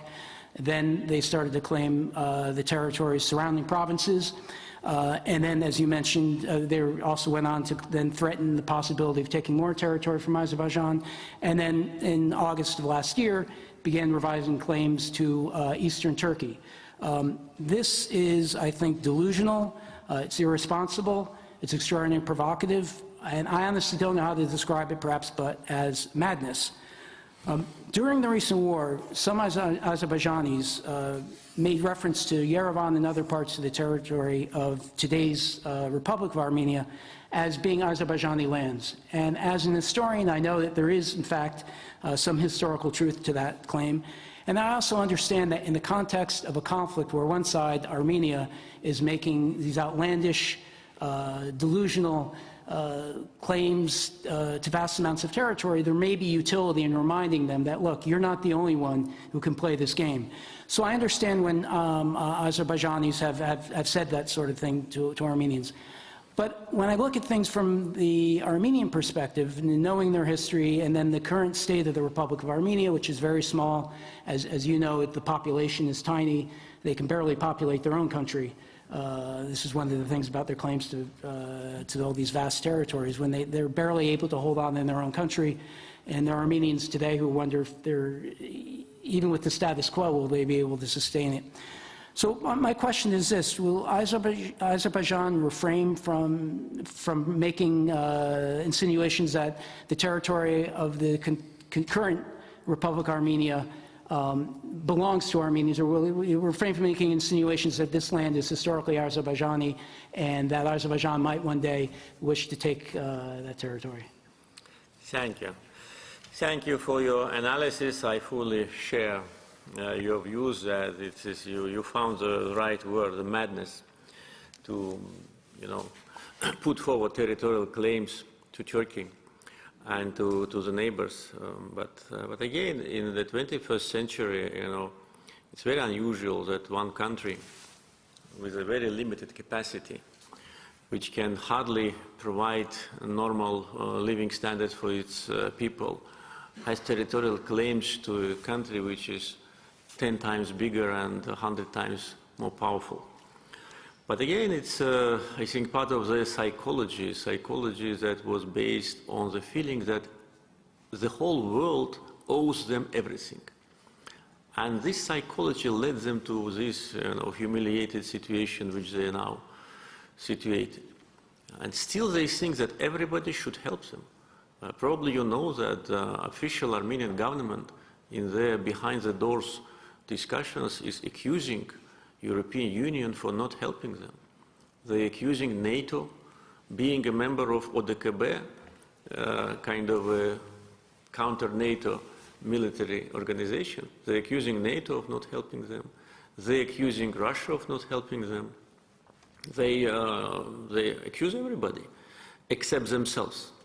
They cannot understand that the problem is within themselves. They are the biggest threat to Armenia. The biggest threat to Armenia is now Armenian psychology. They need to change, and maybe this very painful lesson which we taught them, maybe that could be a turning point in their understanding of reality and understanding that if you call yourself independent country, then the tail of your people is in your hand. If you want to be protected, well, it's clear they can join, as they call it, I don't know how to call it in English, союзное государство. There is a союзное государство, union state, union state between Russia and Belarus. Armenia, I know that some in Armenia talk about союзное государство, union state. Then let them put down their flag and become gubernia of some other country, and then they will be protected. So this is kind of addition to what you've said. And you're absolutely right. First they said that Nagorno-Karabakh is an independent country, and then they started to publish maps of all the occupied territories, calling it Nagorno-Karabakh, changing the names of our cities and villages. And then trying to frighten us with this new war for new territories. It was their defense minister, Tonoyan, who was saying that Armenia is preparing for new war for new territories. So we showed what is new war for old territories, and now Tanayan was kicked out. And this is a lesson to all the rest who still think that they can talk with us in this manner. We did, during the war, what was necessary. We went until those limits which were right limits, and we did not do more than was needed. I understand that you, in a very diplomatic way, saying that some Azerbaijanis claim that part of Armenia is ancient Azerbaijani territory. You mean me, of course, I understand. Thank you. Thank you for being so polite. And thank you for this question, because it's also part of manipulation in Armenia that I have territorial claims. No, I don't. And I can tell it publicly. But at the same time, we need to know the history. And I fully agree with what you said about young generations. Sometimes young generations, they don't know the history. And for instance, even ourselves, our generation, we were taught fake history. Those who were presented by heroes during when I was studying at school were actually criminals. And those who were eliminating Azerbaijani people, for instance, 26 Baku commissars. We were taught that they're heroes, they saved our homeland, but they were criminals, Shaumian and others, who were killing Azerbaijanis, conducting a massacre here, and many other, examples like that. Therefore, we don't want this generation, young generation, also to be not aware about the realities. So when I say that Zangezur is ancient Azerbaijani land, this is truth. Zangezur was given to Armenia in 1920, 101 years ago. Before that, it belonged to us. When I say that Göça, how they call Sevan now, is a lake where Azerbaijanis lived, it's also the truth. And it's enough to look at the map of beginning of 20th century, and you will not find Sevan there, you will see Göça. The same with Yerevan. They destroyed the historical part of Yerevan. It is obvious fact. Azerbaijanis live there, including my ancestors. So this is the fact, but it does not mean that we have territorial claims. Yes, I can tell you even more, maybe you know it, don't want to mention, or maybe you don't. I even said that we will return there. Yes, I said that. But I didn't say we will return there on tanks. I said we will return. It means that, why not? If we are returning to Zangezur corridor, if we are using the road, why should not we return to Yerevan? I think the time will come and we will do it. So once again, thank you for this question. It allowed me to make clarification and also to present my position. We will remember our history, but we don't have any territorial claims against any country, including Armenia. Thank you, Mr. President, for your precious time. We have last three speakers. Amanda Paul, European Policy Center. She joins us online. Amanda?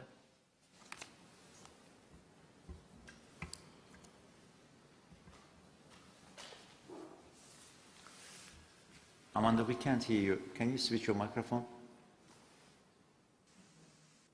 Here.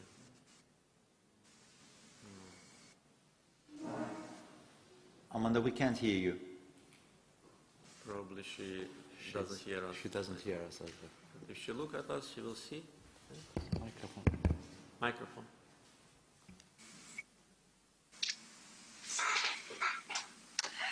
Amanda, can you hear us? No. Then we can. Sorry, Amanda, for that. That's a technical minor issue. But can she see us? She can see. No. Then we can switch to another speaker. But maybe we should try to fix it so that she can ask her question later. I will ask our technical team. Texniki komandamız zəhmət olmasa Amanda xanımın xəttinə bir daha baxardınız, biz növbəti suala keçirik.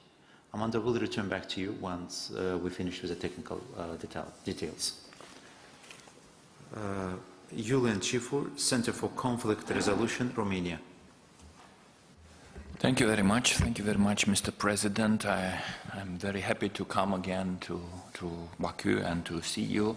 I will have two questions. The first one goes on how do you think that EU, Romania especially, could help and assist the reconstruction in the region, including the modern Azerbaijani multicultural, multi-faith society in Nagorno-Karabakh, as well as the difficult part of the institutional integration and reconciliation. And my second question is, how do you, Mr. President, see Nagorno-Karabakh in 5 years from now, with the Nakhchivan Azerbaijani territories corridor achieved, with Armenia integrated in the Turkish-Azeri corridor, transportation corridors, with the retreat of the Russian troops from the northern part of Nagorno-Karabakh, with the control of the border by the Azeri in Lachin corridor.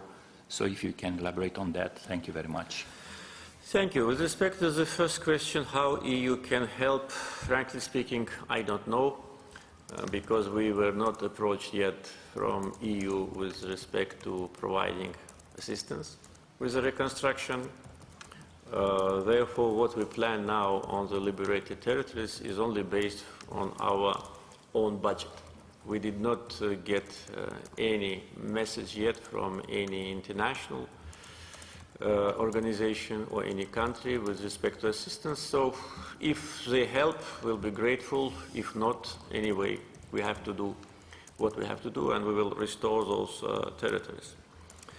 Of course, the companies from Europe, as I said, from EU space, they're already present there, but it's company-to-company cooperation. It's not the investments, it's, the contracts. With respect to what will be in 5 years in those areas, it's difficult to predict. We can predict what we will do in 5 years.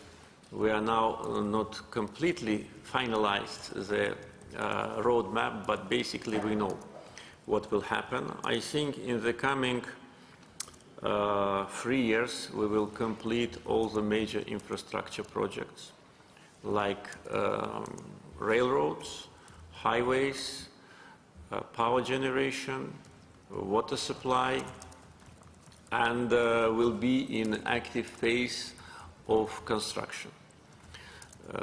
We need to do everything properly, to plan properly, to have a proper master plan for all the liberated cities, to have proper master plan for reconstruction of villages, so that people who return there, they have decent means of living, so they do not depend on the state, especially the area is very appropriate and the soil is good and water resources. So we want people who will live there will be financially independent. So we will be in active phase of construction, and I think by that time the Zangezur corridor will be in operation, definitely, because we put a target of 2.5 years, and construction of 40 kilometers of the road in Mekri district will not take more than that. Of course, if there's a coordination and if Armenia do not put artificial obstacles. With respect to what will happen after Russian peacekeepers leave, well, today there is a state border between Armenia and Azerbaijan in Tovuz, Kazakh, Akstafa. There are no peacekeepers there and nothing happens. I can tell you even more. Azerbaijani border servicemen are now standing 5 meters from Armenian villages in Zangilan, in the famous village of Shurnukhu, which Armenians claim that it is there, but then when they looked at the map, they realized it's part on Azerbaijani territory. And we sent our border security there. And I said to them that they go, they stand on the line, and they do not cross the line, and they do not touch Armenians who live in this village. And even those Armenians who had to leave the territories, part of Shurnukhu village, we gave them time. And now, I can tell you, Armenian army demolished. It does not exist. Armenian border service, so no one can stop us from taking control of this Shurnukhu village. Do we do it? No. Do we plan to do it? No. And this is the answer, what may happen. Because today, I think this example demonstrates our will. The same on these 21 kilometers of the road which connect city of Kafan with Yerevan. It crosses our territory. Yes, we put our border security there. We put even a poster, "Welcome to Azerbaijan." I don't know why it irritated Armenians so much. We just wanted to welcome them on our territory. It's our territory. But they were shooting to that poster. After that, we had to, respond to that. So they're using this road, yes. Are they protected by peacekeepers? No. Only in two places. There are two posts. Can we cut this road? Yes.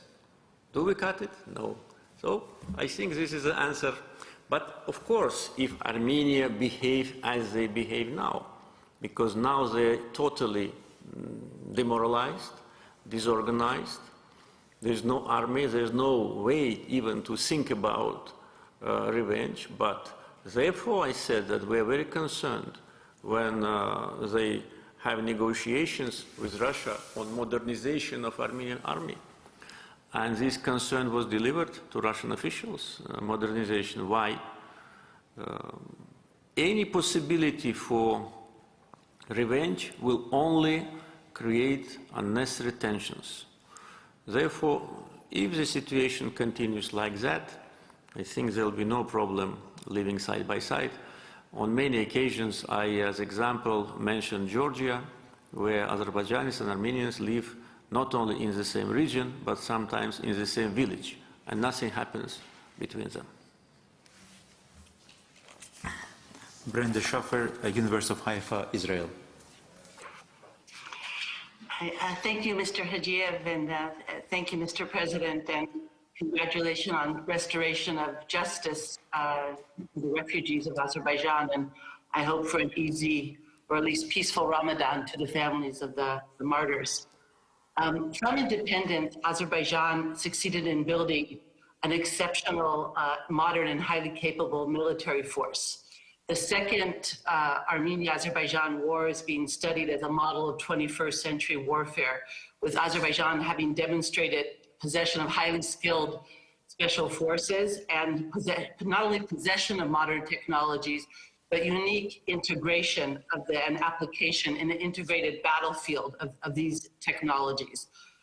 In the 1990s, I visited Azerbaijan. It was hard to get people to go to the battlefront, to go to the military. By this war, you had people standing in line being turned away, volunteers from going to the military. My question is, Mr. President, what are your lessons for the building of a modern, high-level military? What were the changes that happened in Azerbaijani society that created this swell of support for the Azerbaijani military? And while many think the war began in fall or late September 2021, did it really begin with the attacks, Armenian attacks in Tavuz, as you said, according to the doctrine of new wars from new territories, were they really, that was the stage one of the war, and the September battles were the continuation of this war? Thank you. Thank you very much. Thank you for your congratulations. And you, as a person who knows Azerbaijan for a long time, you, of course, have a lot of information and a lot of opportunities to compare. And you're absolutely right. The difference between Second and First Karabakh War was particularly what you said. People were standing in the line, and even those, because we announced partial mobilization, and that was to certain age groups were recruited. Those who were not filling those criteria were complaining. And I know many cases that our people were complaining and writing a letter, why they do not take me. I also want to go to fight. I also want to defend our motherland. And, you know, I think this is the main factor of our victory. Of course, we built a strong army. We did a lot of trainings. We bought a lot of sophisticated weapons, which helped us a lot to win and to save lives. Because without those weapons, we could have had much more victims. We had, I think, 2.5, 3 times less lost lives than Armenian army, taking into account that we were on the counteroffensive and we were going from down to the hills. The main factor was that even those young people who never seen those lands, their parents were, you know, born there. They, you know, fought as if they were fighting for their own homes. We've seen a unity of all the peoples who live in Azerbaijan. This is also one of the biggest assets. On many occasions, conducting international events on multiculturalism and cultural diversity, I always was saying that one of the biggest assets of Azerbaijan is a multicultural, multi-faith society. And during this war, representatives of all the nationalities, all the ethnic groups were fighting, you know, until the last drop of their blood. They're fighting for their motherland. So it was such a strong consolidation of Azerbaijani nation, which consists of representatives of different ethnic groups, but which are united by the feeling of motherland, by our language, by our statehood. So really, I was very proud, and I am very proud now that we managed to grow these people, because, as I said, most of those who were fighting and who lost their lives were children when I came to power in 2003. But always Karabakh was #1 item on all agendas, inside the country, outside the country, on all international events, whether related to war and peace or related to social economic development. Karabakh was always priority in my comments. And this is really a new Azerbaijan. Armenians did not know us well. They thought they are going to fight with Azerbaijan of '92. But Azerbaijan is different. People are different. Society is different. Motivation is different. They thought, and I know it exactly, their previous leaders thought that we will forget, that time will pass, everybody will be tired, nobody wants war. There have been such, you know, speculations sometimes in international media that Azerbaijan will never start anything because the country is developing, they will never risk, President Aliyev will never risk stability for some uncertain advantage. But they did not understand what is inside us, what is in our soil. They did not understand that Karabakh, for all of us, is more than land. Karabakh is our dignity, is our destiny, it's our blood, you know. And that's why we demonstrated heroism, demonstrated courage, and we went until the end, and no one could have stopped us. Though you know that there have been many attempts to stop us from different sides, but we went until the end. What happened in July was another provocation of Pashinyan, because Pashinyan was considered not to be part of this military gangster group. Therefore, previous leaders of Armenia were always treating him like a person who didn't serve in the army, like a person who is weak, who doesn't have courage, etc. Therefore, he wanted to have military victory. And especially after they lost in Nakhchivan just a month after he came to power, but that was not his blame, because he just came to power. He wanted military victory. We know exactly that they were planning to retake Lalatapa, the territory which we gained during the April 2016 war. And he was trying to demonstrate that, yes, the previous regime of Sarkisyan lost those territories, and brave Pashinyan, chief commander, retakes it.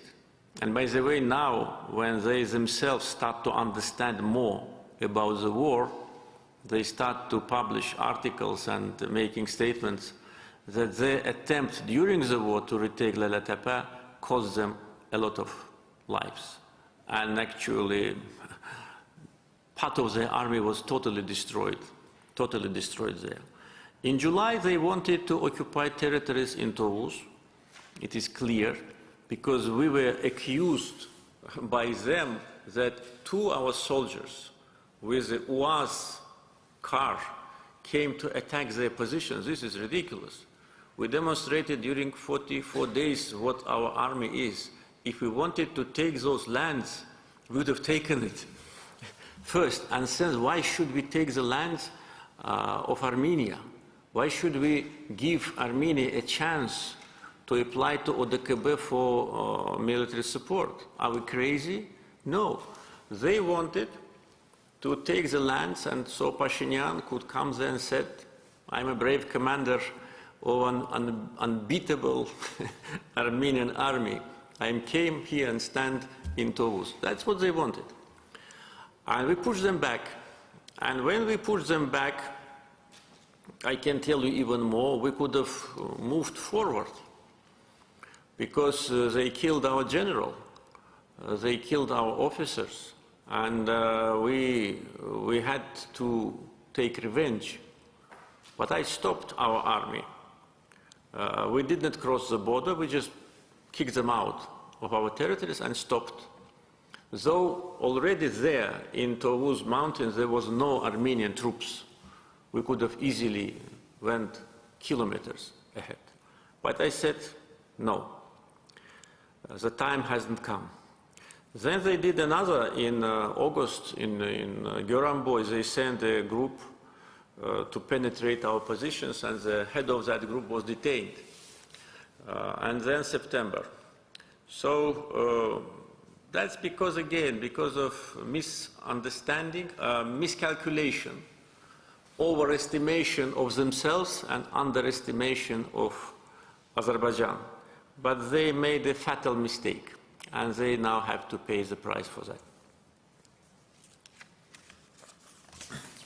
We can try Amanda Paul once again. Amanda?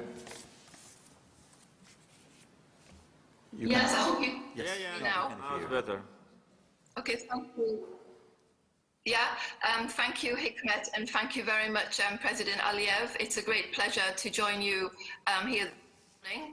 I'm based in Belgium. I want to ask a question about the EU. Many in Azerbaijan criticized the approach of the EU during how could the EU regain its credibility and influence in the post-war period? Frankly speaking, I didn't see any serious criticism of EU during the conflict. Neither myself nor any of our establishment criticized EU as EU. I received a phone call from the President of European Council during the war. He expressed concern about that, what happens, so we discussed. I informed him about the situation. Yes, we had, there have been criticism about some EU leading member states. but they acted in their national capacity during the war, but not as a EU member state. Therefore, with respect to EU, it's now Armenia who is criticizing EU for not helping, but it's a big question how EU could have helped. So EU should have sent the troops there, or what? I don't know.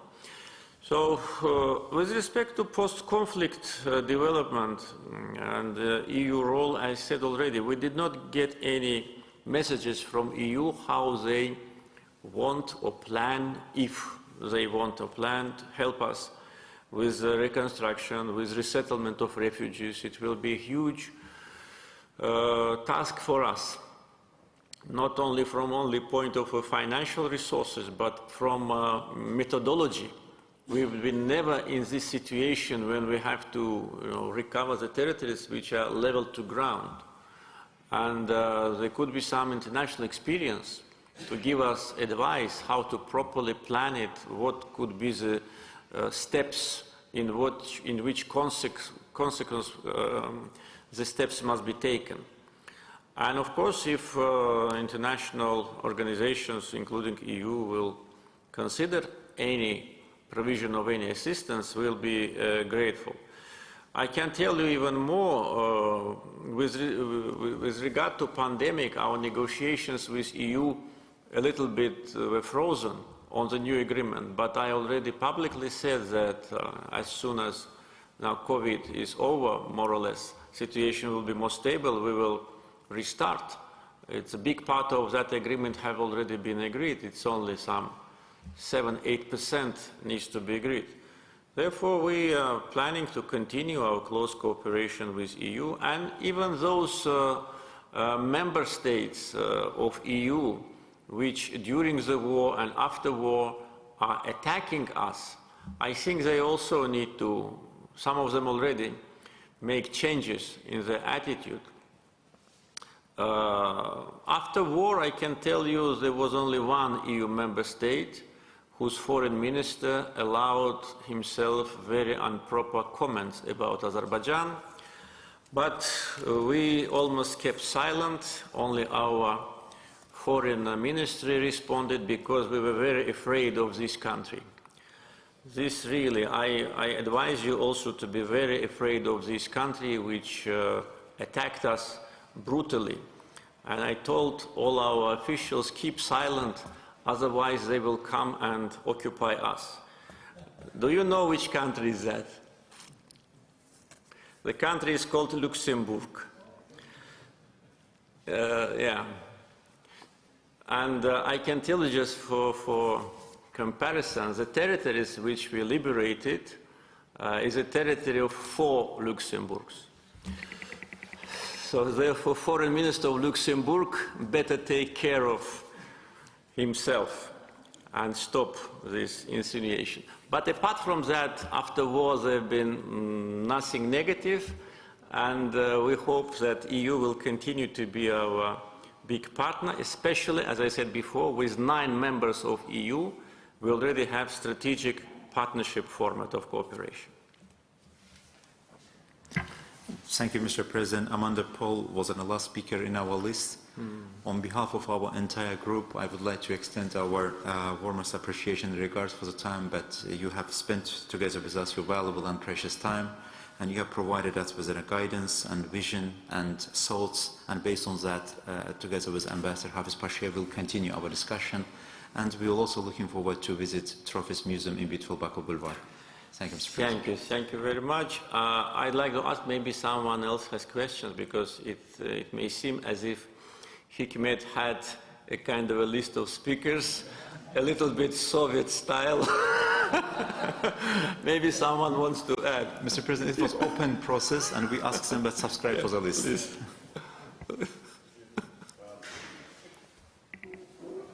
Thank you very much, Mr. President, for being generous with your time. Thanks to your generosity, I have had the opportunity to say a few words and to ask you a short question. First, I'd like to begin adding my voice to the messages of congratulations on your great victory. which has certainly destroyed the Armenian mythology, if you like, and restored not only Azerbaijan's territorial integrity, but also Azerbaijan's psyche and psychology. It has boosted it, which is very important. And I would like to perhaps, as I in our earlier discussion suggested, it would be a good idea for experts and academics to look into the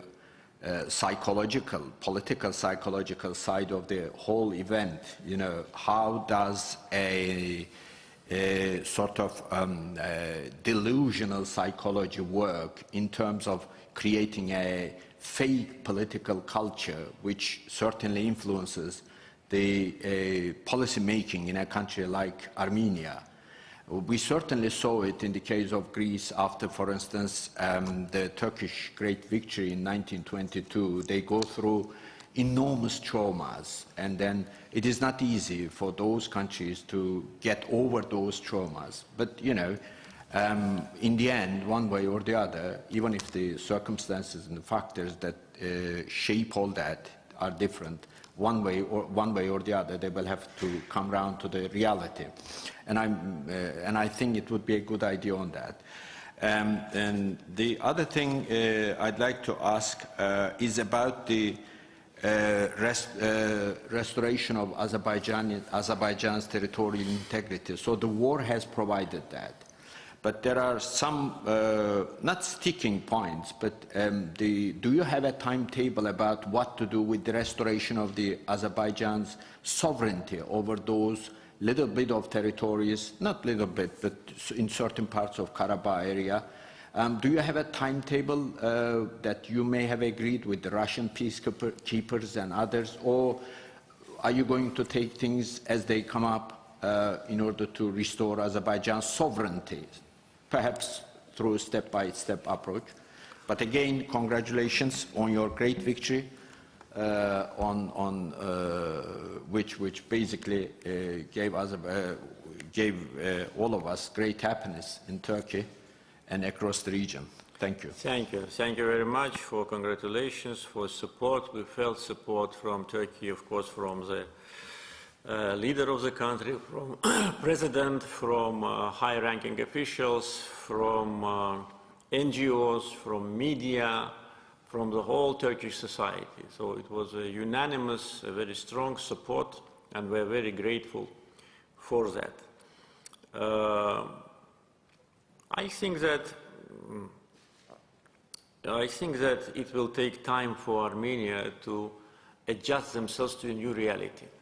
Psychologically, they are not prepared for that because, as I said already, they've been manipulated and they've been brainwashed, and they created a kind of a fake history for themselves, which they never had.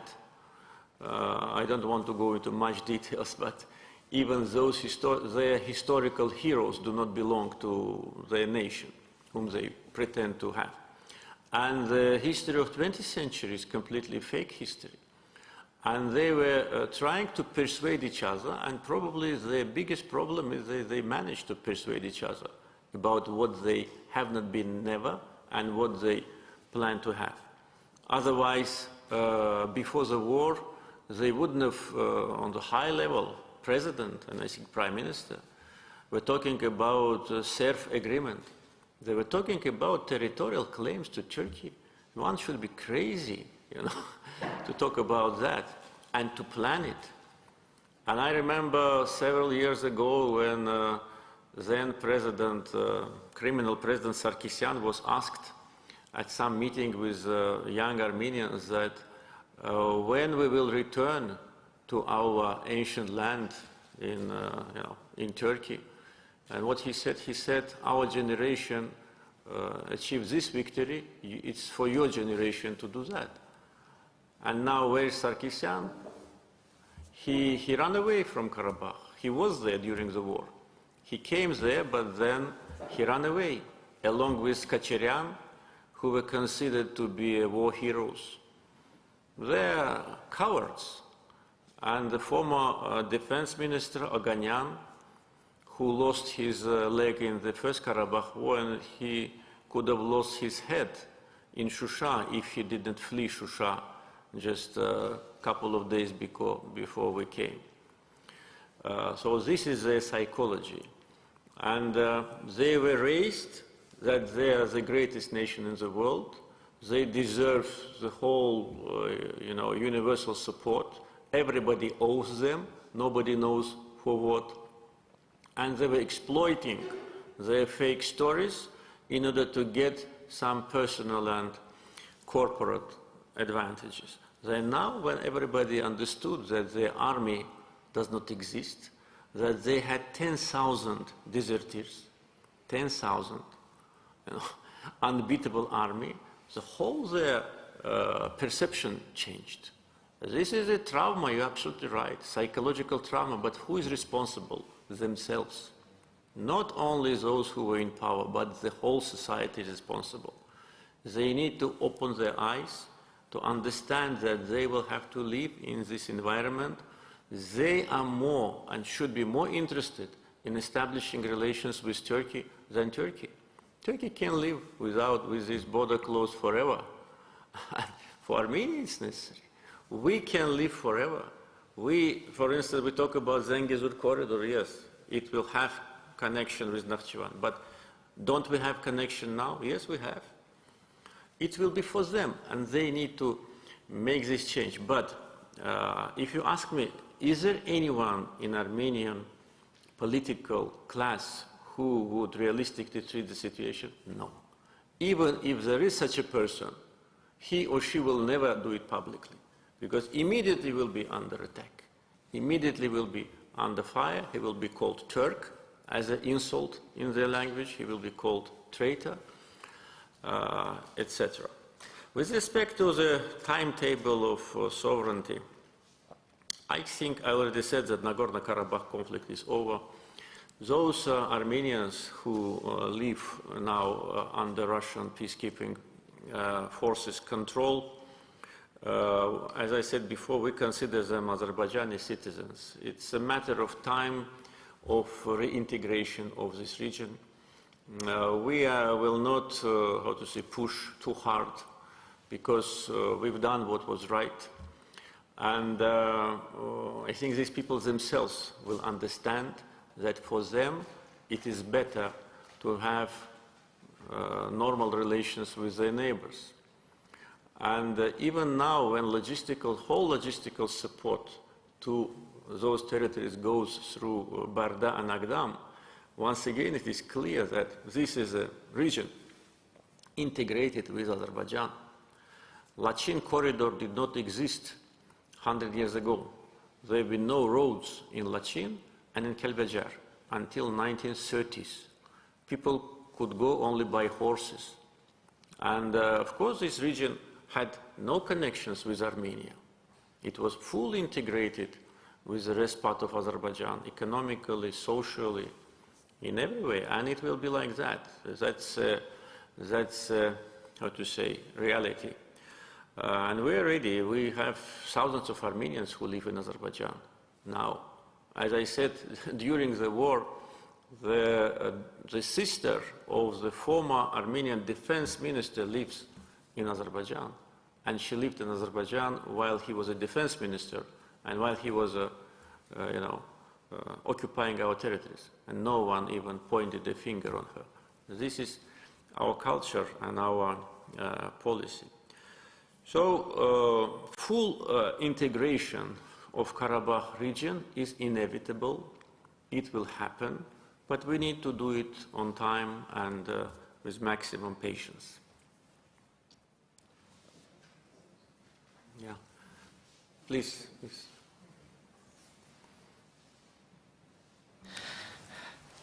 Thank you, Mr. President. I'm Vali Khaliji from Tehran, Iran.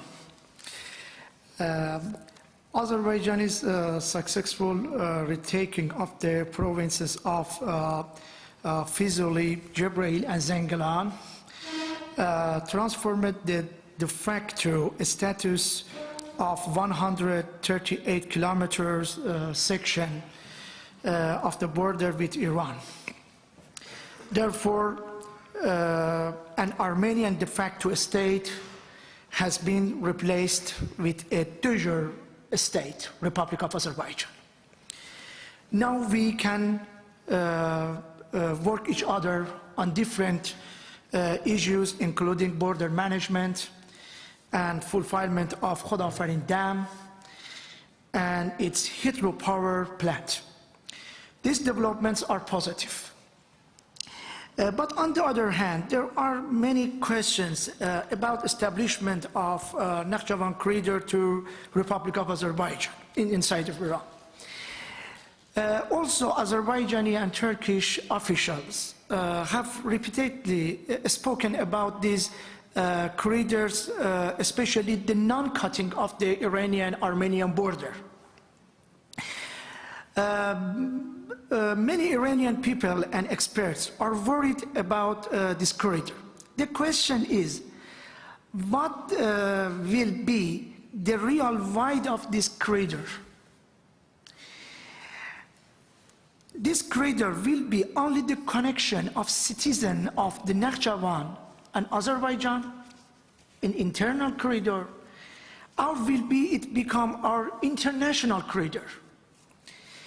Will this corridor be limited to human passage and transfer of the goods, or will be the military equipments also pass through it? These questions arise from that fact that the boats of 750 kilometers border between Iran and Azerbaijan and 38 kilometers border between Iran and Armenia are important to us. And we hope that, Mr. President, clarify and frankly answer to the aforementioned questions, that I can transfer your answer to my Iranian colleagues inside of Iran. Again, thanks for your kindness and great hospitality. Thank you very much. You mentioned a very important question, and I want to clarify on our position. Of course, I can talk only on behalf of Azerbaijan, because it's, when it's corridor, it's several countries. Therefore, there should be a consensus on that. But this restored border with Iran opens new opportunities, and you mentioned about Khudafarin water storage and dam. As you know, we signed an agreement with Iran on that during one of my visits to Iran. And unfortunately, here in Azerbaijan, some of our critics were trying to accuse Azerbaijan for that, saying that why Azerbaijan signed this agreement, because Azerbaijan does not control the situation. But they could not understand that by signing this agreement, once again, though in many documents Iran strongly supported our territorial integrity, once again that was a demonstration that Iran considers this territory as sovereign territory of Azerbaijan. And from practical, that's political side, from practical point of view today, when we control the border, Khudafarin Dam is also kind of our joint asset. And already I can tell you that we started to cooperate with Iranian side on creation of the power plant, water hydropower plant of 200 megawatts. And that will be divided by two pieces. And Azerbaijan already with Iran agreed on the methodology of reimbursement of the investments, because all was done by Iran. So we have to repay and put on the table our share, so that also has been agreed.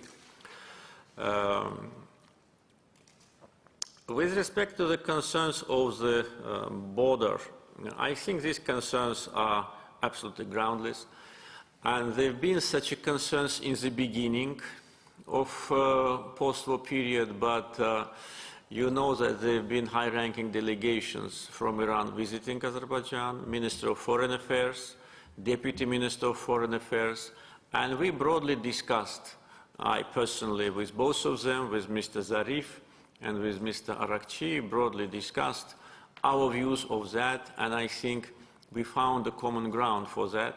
And I know that after that, they also had visits to Russia, discussing the same issues, to Turkey, and we have full consensus. So Iran strongly supports this project. Moreover, Iran strongly supports the 3+3 format of cooperation, which practically the main issue now is this. It will in no way cut Iran from Armenia. It will be a kind of railroad connection, highway connection, but there are many railroad and highway connections on our borders, so it doesn't mean that it will cut or damage some interests. On the contrary, it will allow Iran to, through Nakhichevan Railroad, to go to Yerevan and then to Armenia, and to have a railroad connection. Yeah, you wanted to ask something? No? Yeah. So, therefore, I think that from Iranian government, we have full support to this project. I think it will be also good that Iranian think tanks, civil society and politicians also know, so that they know the true story. With respect to the transportation of goods and passengers, it's a matter of time. There is a provision in our trilateral declaration, and after discussions already took place several times in the joint working group, Azerbaijan, Armenia, Russia, on the level of deputy prime ministers, that security on Armenian territory will be provided by Russian border security forces, which, as you know, control Armenian border with Iran and with Turkey. So for Iran, it will be nothing new. It's still Russian. When Iranians cross the border with Armenia, the first whom they see is Russian border security. So the same will be with the corridor, so it will not create any difficulties. And with respect to military or civil cargos, you know, today we supply military cargos to Nakhchivan through Iranian territory by existing lines. So why not through this? It will not make any difference. And plus, the war is over now, so we don't need now to think about that. Need to think about peace. Oh, for me, it's difficult. Maybe Hikmet will continue his... The gentleman over there. Yes, please. Hi, good morning. I'm Stephen Klein from Tel Aviv University in Israel, and I want to thank you very much for your time. My two questions, the first is about messaging. You talked earlier about the solidarity in Azerbaijani society. I think we can see it. I've seen a lot of these signs around the country. Things like Shusha is ours, Karabakh is Azerbaijani. I saw a big sign with the hashtag "Don't Believe Armenia." So I think that it's important. I can understand that from Israel when we've experienced that too. The messaging that comes down to the people, and the messaging has created a very strong commitment towards Karabakh. At the same time, you can imagine. I mean, I've talked to Azerbaijanis who feel hostility towards Armenians, and justifiably so. But it also makes Armenians feel unsafe, particularly those in Nagorno-Karabakh. We know that you can make what's called you can try to make what's called an emotional deposit. You do the gestures that you've done for Nagorno-Karabakh, and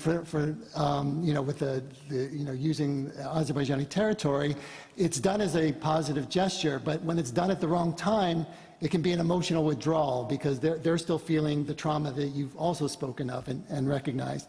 So my question here is, now that Karabakh is under Azerbaijani control again, how will the messaging change? What's going to next be on those billboards? Instead of saying Shusha is ours and Karabakh is Azerbaijani, what will the next message be to create a new narrative where Azerbaijanis feel less hostile towards Armenians, and the Armenians of Karabakh will feel safe enough that they won't want to leave when the time comes to live under full Azerbaijani sovereignty, authority? My second question is about the status of women, which we haven't addressed in that the status of women, according to the research, is highly correlated with economic development and peace.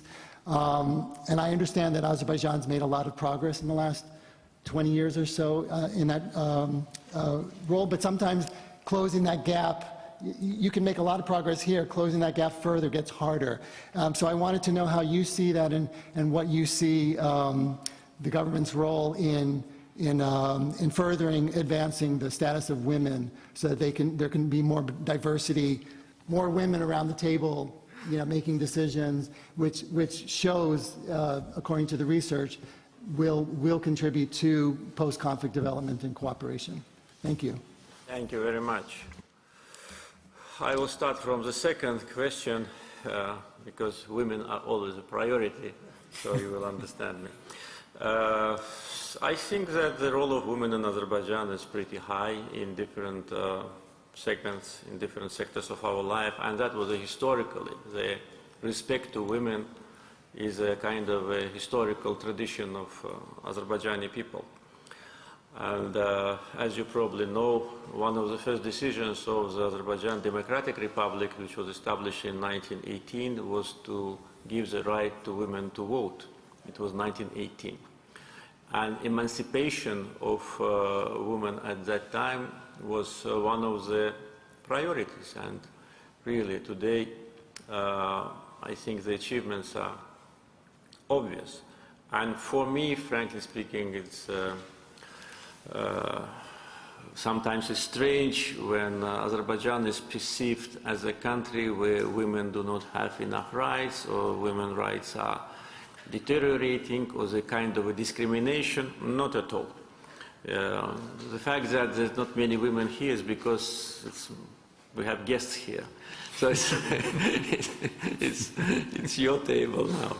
But women in Azerbaijan, they have very high-ranking positions, and chairman of parliament, and even higher position is also held by women. So I think that, and with respect to reconstruction, of course, we count very much, because women usually in Azerbaijan, they are working in the sectors of education and healthcare, and that will be the first priority on the liberated territories. The first hospitals, the first schools, that's what we plan to build in the first place. Therefore, women will be provided with decent job. With respect to these slogans and billboards, Karabakh is Azerbaijan was said by me at the Valdai conference in Sochi. Why? Because Prime Minister of Armenia, Pashinyan, being in Karabakh on a rally, said that Karabakh is Armenia, and period. That was the end of negotiations. That was wrong, first. It's not true. Second, that was contradicting his own previous statements when he was saying that Karabakh is an independent country. So how can it be Armenia, an independent country, at the same time? Well, it's a question to Mr. Pashinyan, which he has to. Probably now there's no need to ask him anymore. When I had a chance to speak on the conference, and that was live, I could have said it in Baku, and maybe not many people would have heard it, but I said it live on Russian TV, that Karabakh is Azerbaijan and exclamation mark. And that immediately became a hashtag, how do you call it, a slogan.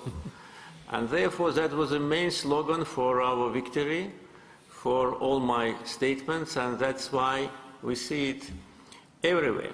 And probably this will continue, because this is true. Karabakh is Azerbaijan.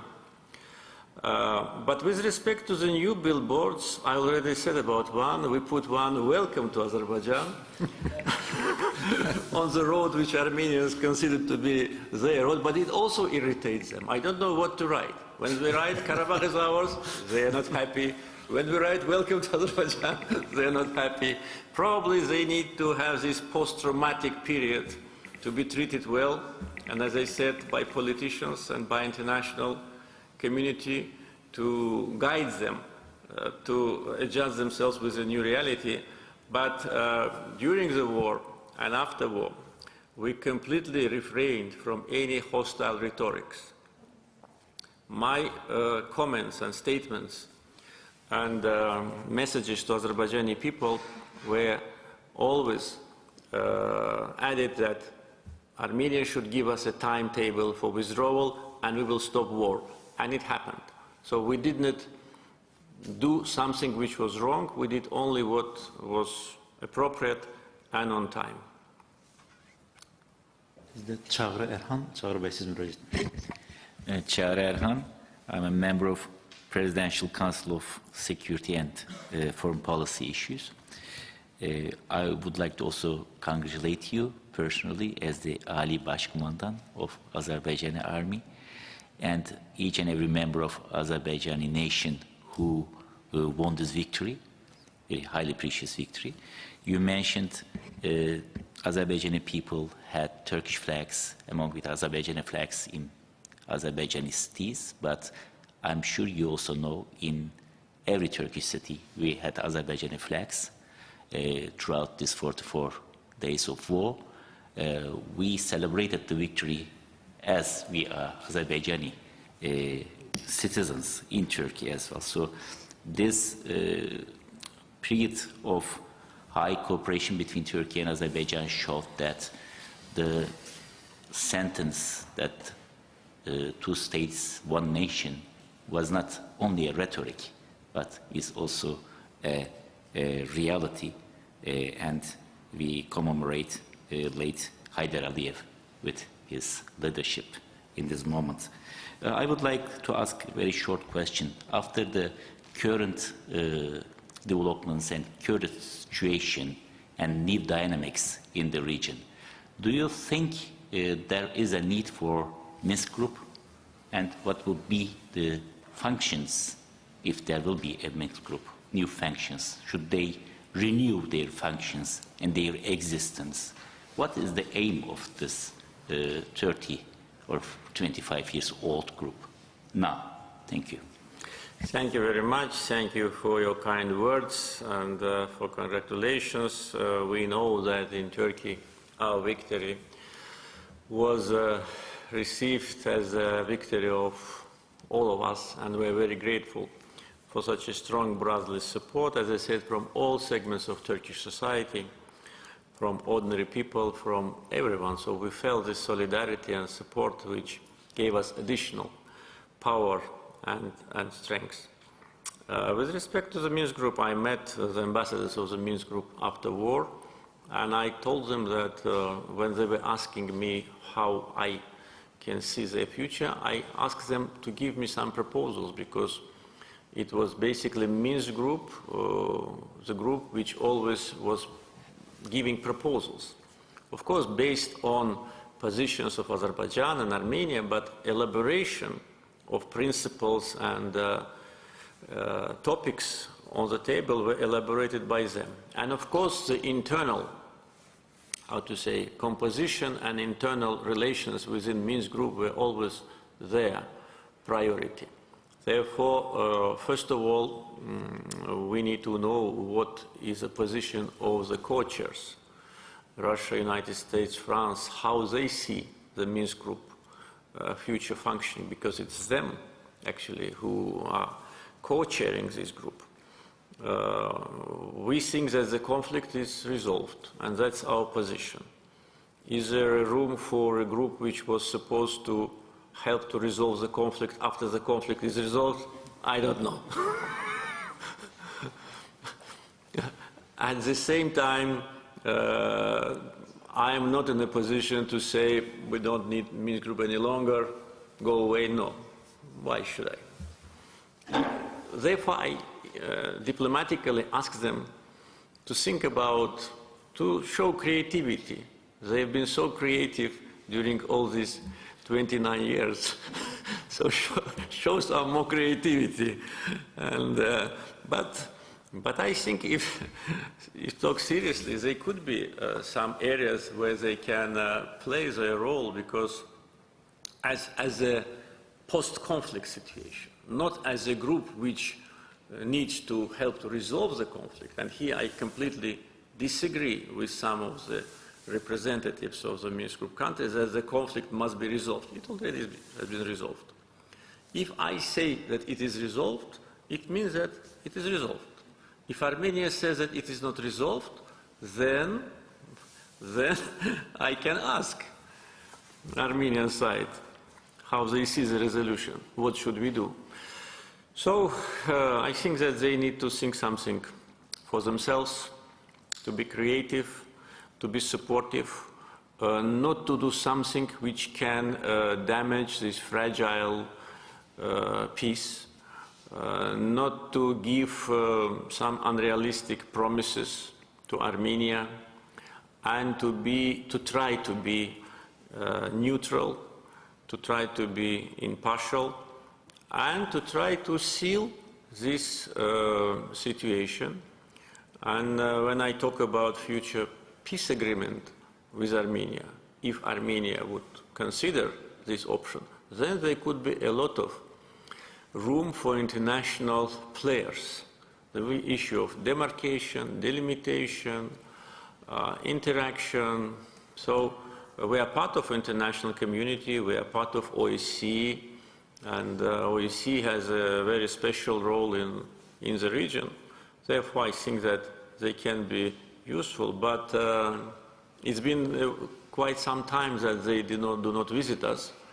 I hope they will come soon with some proposals, and we will definitely look at these proposals with due attention.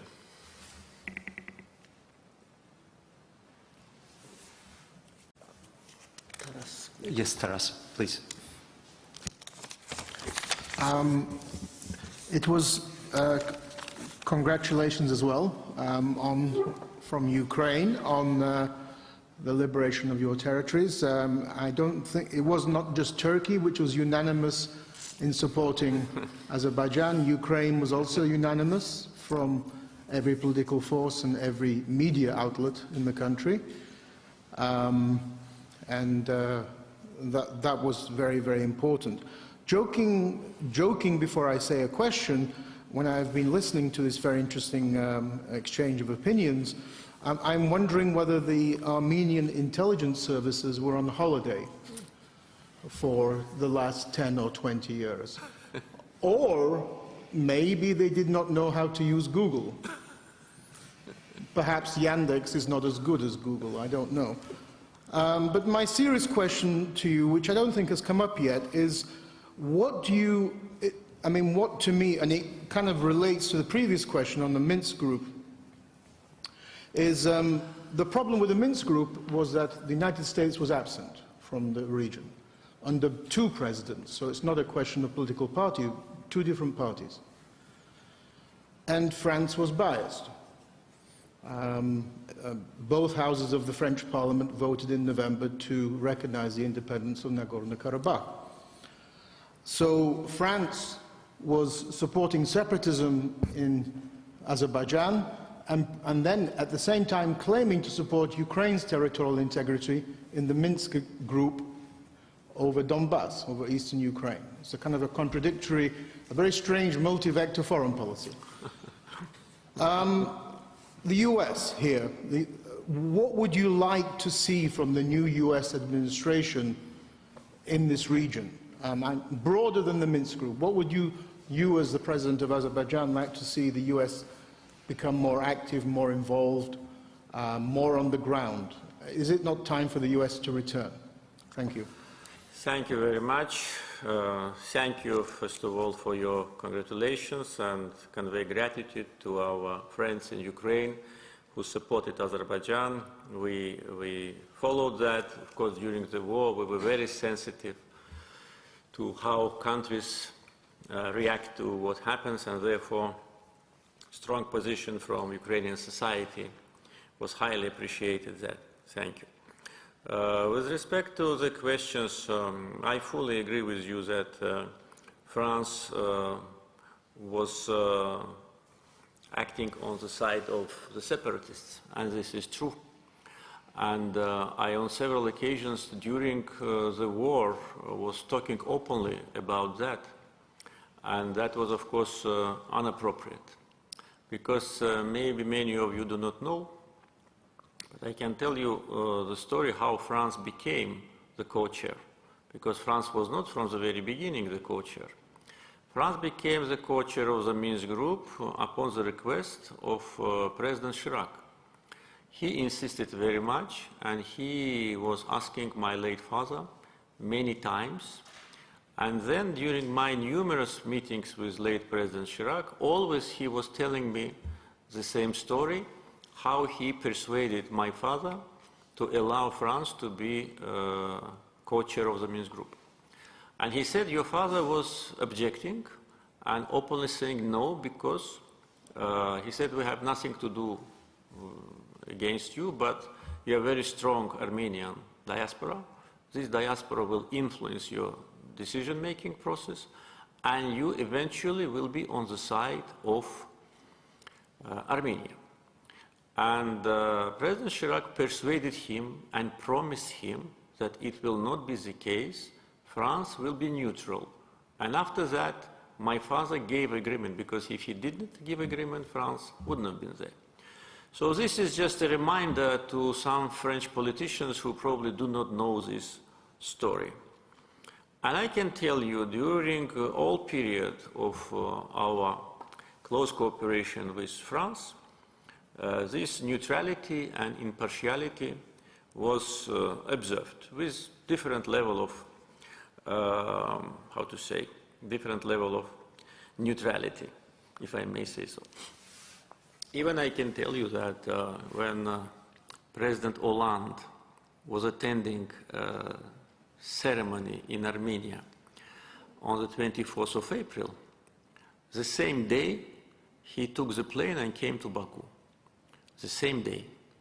I was at that time in Çanakkale, together with President Erdogan, celebrating the victory in Çanakkale, and it happened that I arrived to Baku later than President Hollande.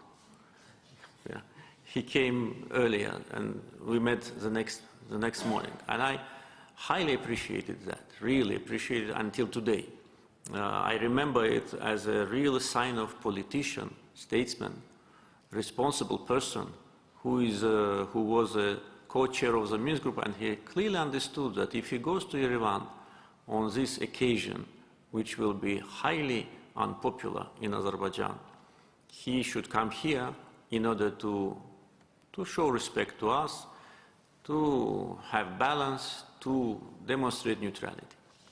Unfortunately, this diplomatic practice was lost during the war, and even before the war. Unbalanced approach to Armenia and Azerbaijan, from France was not only during the war, it was before the war. And there are many indicators, I just don't want to take much of your time. What happened during the war was absolutely strange, and unfortunately, what happened, but did it stop us from what we planned? No. Could they influence our will? No. And that was also a miscalculation. Miscalculation, because I want to talk openly, you know, big countries, they are sometimes used that whatever they say to some other countries immediately is being implemented. They are used to that. It's a bad habit. They need to get rid of this bad habit.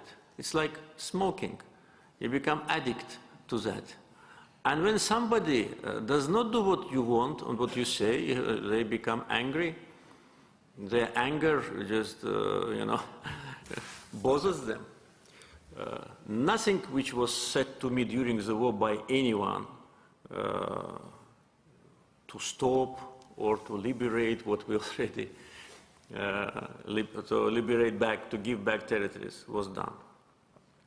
So, but I should also say that after war, situation changed, and there have been delegations from France, there have been messages and proposals to normalize relations. I said we didn't do anything wrong to our relations. We always were persistent, always were committed to cooperation.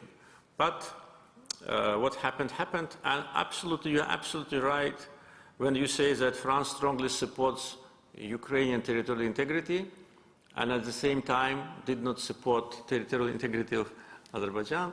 So this, I know how it calls, I just don't want to be rude. With respect to what US can do, and you said yourself in the beginning of your comments that US was absent. So US was absent and we resolved the problem. So I'm not saying, Matt, that US should be absent, but we didn't get any message from new administration so far. Any message. Zero. Administration already since January, even before, because it's already process. Today it's April. Zero message. Mr. Blinken called Pashinyan. I don't know what they talked about, but again the balance is, how to say, disturbed. I am not saying that we're waiting for the call of Mr. Blinken, no, but it's a co-chair. They should at least behave in a way that is balanced. So we didn't get any messages. We don't know what is the position of US government on issue related to our region. I received a kind letter from President Biden with respect to Nowruz holidays. I'm grateful for that, but that was probably the only message of congratulations. I know these kind of messages are sent to some other countries. So that's probably it.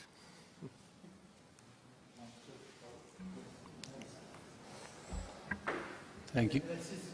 Ben de tamam. Teşekkürler. Thank you, Mr. President. And I want to congratulate one more time, and we are very proud of you from Turkey, Ahmet Uysal from Orsam Center. And we yesterday visited the Agdam region, and we observed the destruction. Honestly, it was like a war zone without fighting a war. I mean the fighting was not there, but it was like a war zone, and the destruction honestly disappointed us. The only thing they did was dig holes like moles, like köstebek in Turkish we say. They didn't bring any investment, they didn't build anything. It was like a very sad story. And they destroyed houses and theaters and mosques, etc. And I suggest under your, of course, permission, and to maybe you are also thinking of that, an international Karabakh forum, that we can be also part of it or partner to it. And it will attract a lot of Turkish tourists also, academicians and businessmen, etc. Thank you very much again. Thank you very much. Very good idea. I think ADA can work on that. I fully support its idea, International Karabakh Forum. Good idea with broad international participation, maybe events also here, events in the liberated territories. And you know, what you've seen in Agdam is almost everywhere. Fizuli is even worse, because in Fizuli there is no buildings at all. In Agdam, they kept half-destroyed mosque for two purposes. First, it was kind of a landmark for Armenian artillery to measure the distance. And second, it was an observation point, because that direction of our possible attack was expected by them. And if you looked precisely on the way how we liberated territories, you will see that we did not go directly to Agdam, because Armenians were waiting us there. And they built a very stage defense lines. So there could have been a lot of losses. Therefore, our road to Agdam was opened after, and Agdam was next after Shusha. So we were planning to go there from other side, and as Armenian Prime Minister said, if he did not sign capitulation act on 10th November, they could have had 20,000 losses. I'm not sure about the number, because if they had 20,000 soldiers in Agdam, why they didn't fight? Yeah, it's a question. Why they keep 20,000 soldiers in Agdam while they lose territories which they occupy? But it's another story. But in Fizuli it is even worse. In Fizuli there is no buildings at all. Everything is demolished. In Gubadli they kept only 2 or 3 buildings which they used as a military storage. In Zangilan, they made some settlement in Zangilan. They wanted people to settle, but they didn't have human resources. But also, I can tell you what they've done to Shusha. They always were saying that Shusha is an Armenian city, while it's a relatively new city. It was established in 1752 by Panakh Ali Khan, who came from Agdam region and who selected that territory as a fortress in order to defend himself, because he was attacked from different sides. And Shusha was settled by Panakh Ali Khan and ruled by him and his children and grandchildren until Ibrahim Khalil signed the Kürekçay Treaty with Russia in 1805. And he thought he saves his life. But after 1 year, Ibrahim Khalil and his family members were killed. That's different story. But we need to know this history, definitely. And I ask you to look at that history of Kürekçay peace agreement and what happened to the ruler of Karabakh after he signed it. So in Shusha they said it's Armenian, but it was such a terrible shape. When I came the first time, I was really surprised. It's absolutely devastation. They did not build any building. Only 2 villas they built for leaders of Armenia and so-called Karabakh regime in the area which was in Soviet times a sanatorium. Only destruction. I can tell you even more. When we entered the Hadrut region and the territories where there have been Armenian settlements, I haven't seen such a poverty anywhere, maybe for the last 20 years. And the question is, what did they do with all those money which they were collecting from diaspora? Every year they were conducting marathons collecting tens of millions of dollars in California, in France, in Russia, everywhere. And you cannot see it there. It does not exist. So we'll have to restore it, and we will restore it. And I think Karabakh Forum is a good idea. So thank you for this initiative. We have Tamian. Is possible a question? I think everybody already asked a question, no? One gentleman, Timon, from ADA. Yes, thank you, Mr. President. I'm Daniel Pommier from Sapienza University of Rome, Italy. Congratulations for restoring your national integrity. I think it's a lifetime achievement for a political leader, so compliments on personal basis too. So I want to ask, when do you think the IDP people will be allowed to return to the liberated territories? I know it's a long process that takes time, but I guess if you can give us some highlights in general terms of the returning process. Thank you, Mr. President. We want to return them as soon as possible. They've been waiting for so long time. But the biggest problem is mines. Armenia did not give us a mine map, though we know that they have it. And after war stopped, we have more than 100 casualties, only among civilians, not to mention military servicemen. And among those more than 100, more than 20 killed by the mines. So this is another war crime, because the war is over. Why don't you give us the mine maps so we can, clean those territories? Therefore, a lot of things is to be done with demining. And demining is a very long process, and it takes time because we do not have enough qualified personnel. We now organize training and also purchasing equipment. The second important issue, and it has already started, is assessment of the damage, because we plan to sue Armenia in international legal institutions for these devastations, what they've done. Therefore, we are documenting all the devastations and destructions. we are creating a special passports for every building so that it's in the history and it will be a document to have a legal procedure. And of course, infrastructure projects, because we cannot send the people in the middle of nowhere. There should be decent living standards.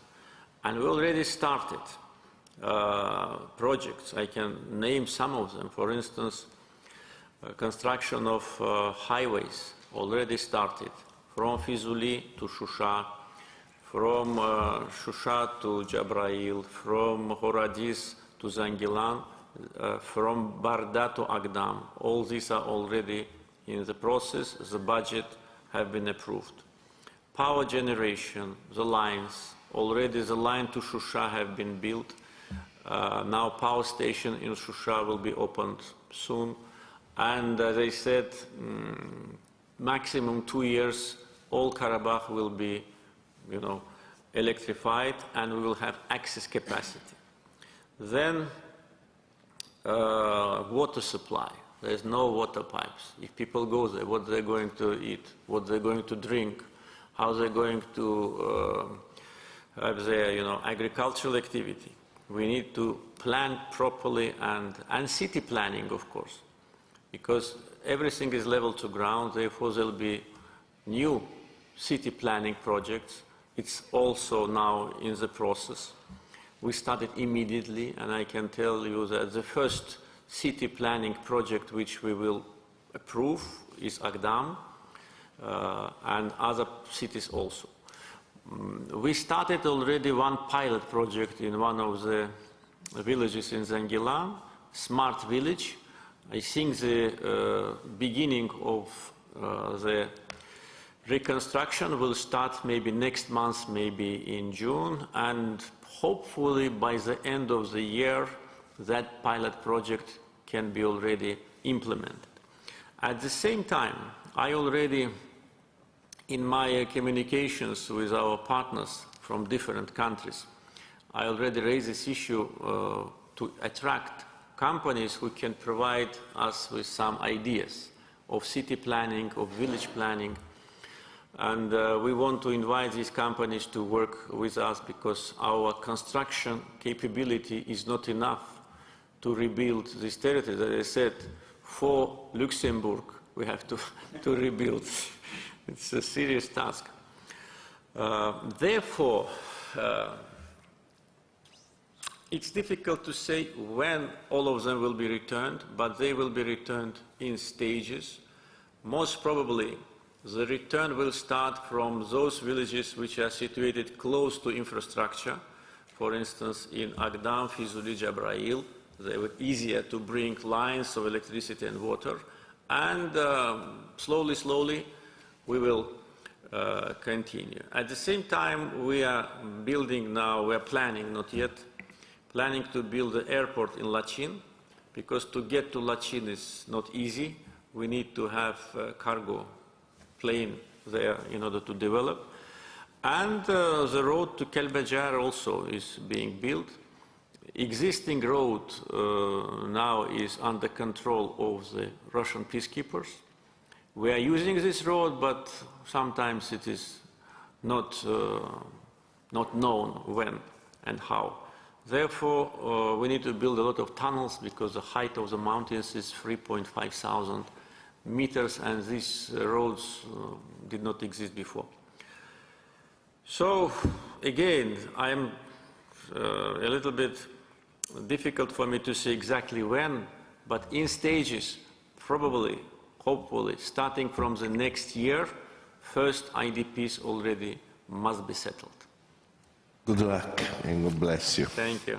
I would just like to break the protocol and say one thing. Yes. Actually, we had arranged live coverage of this conference in Pakistan through your Facebook page, and a lot of young people are watching.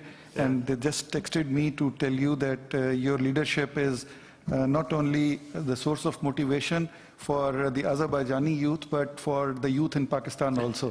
And especially told me to ask all the participants to have a special clap for the President.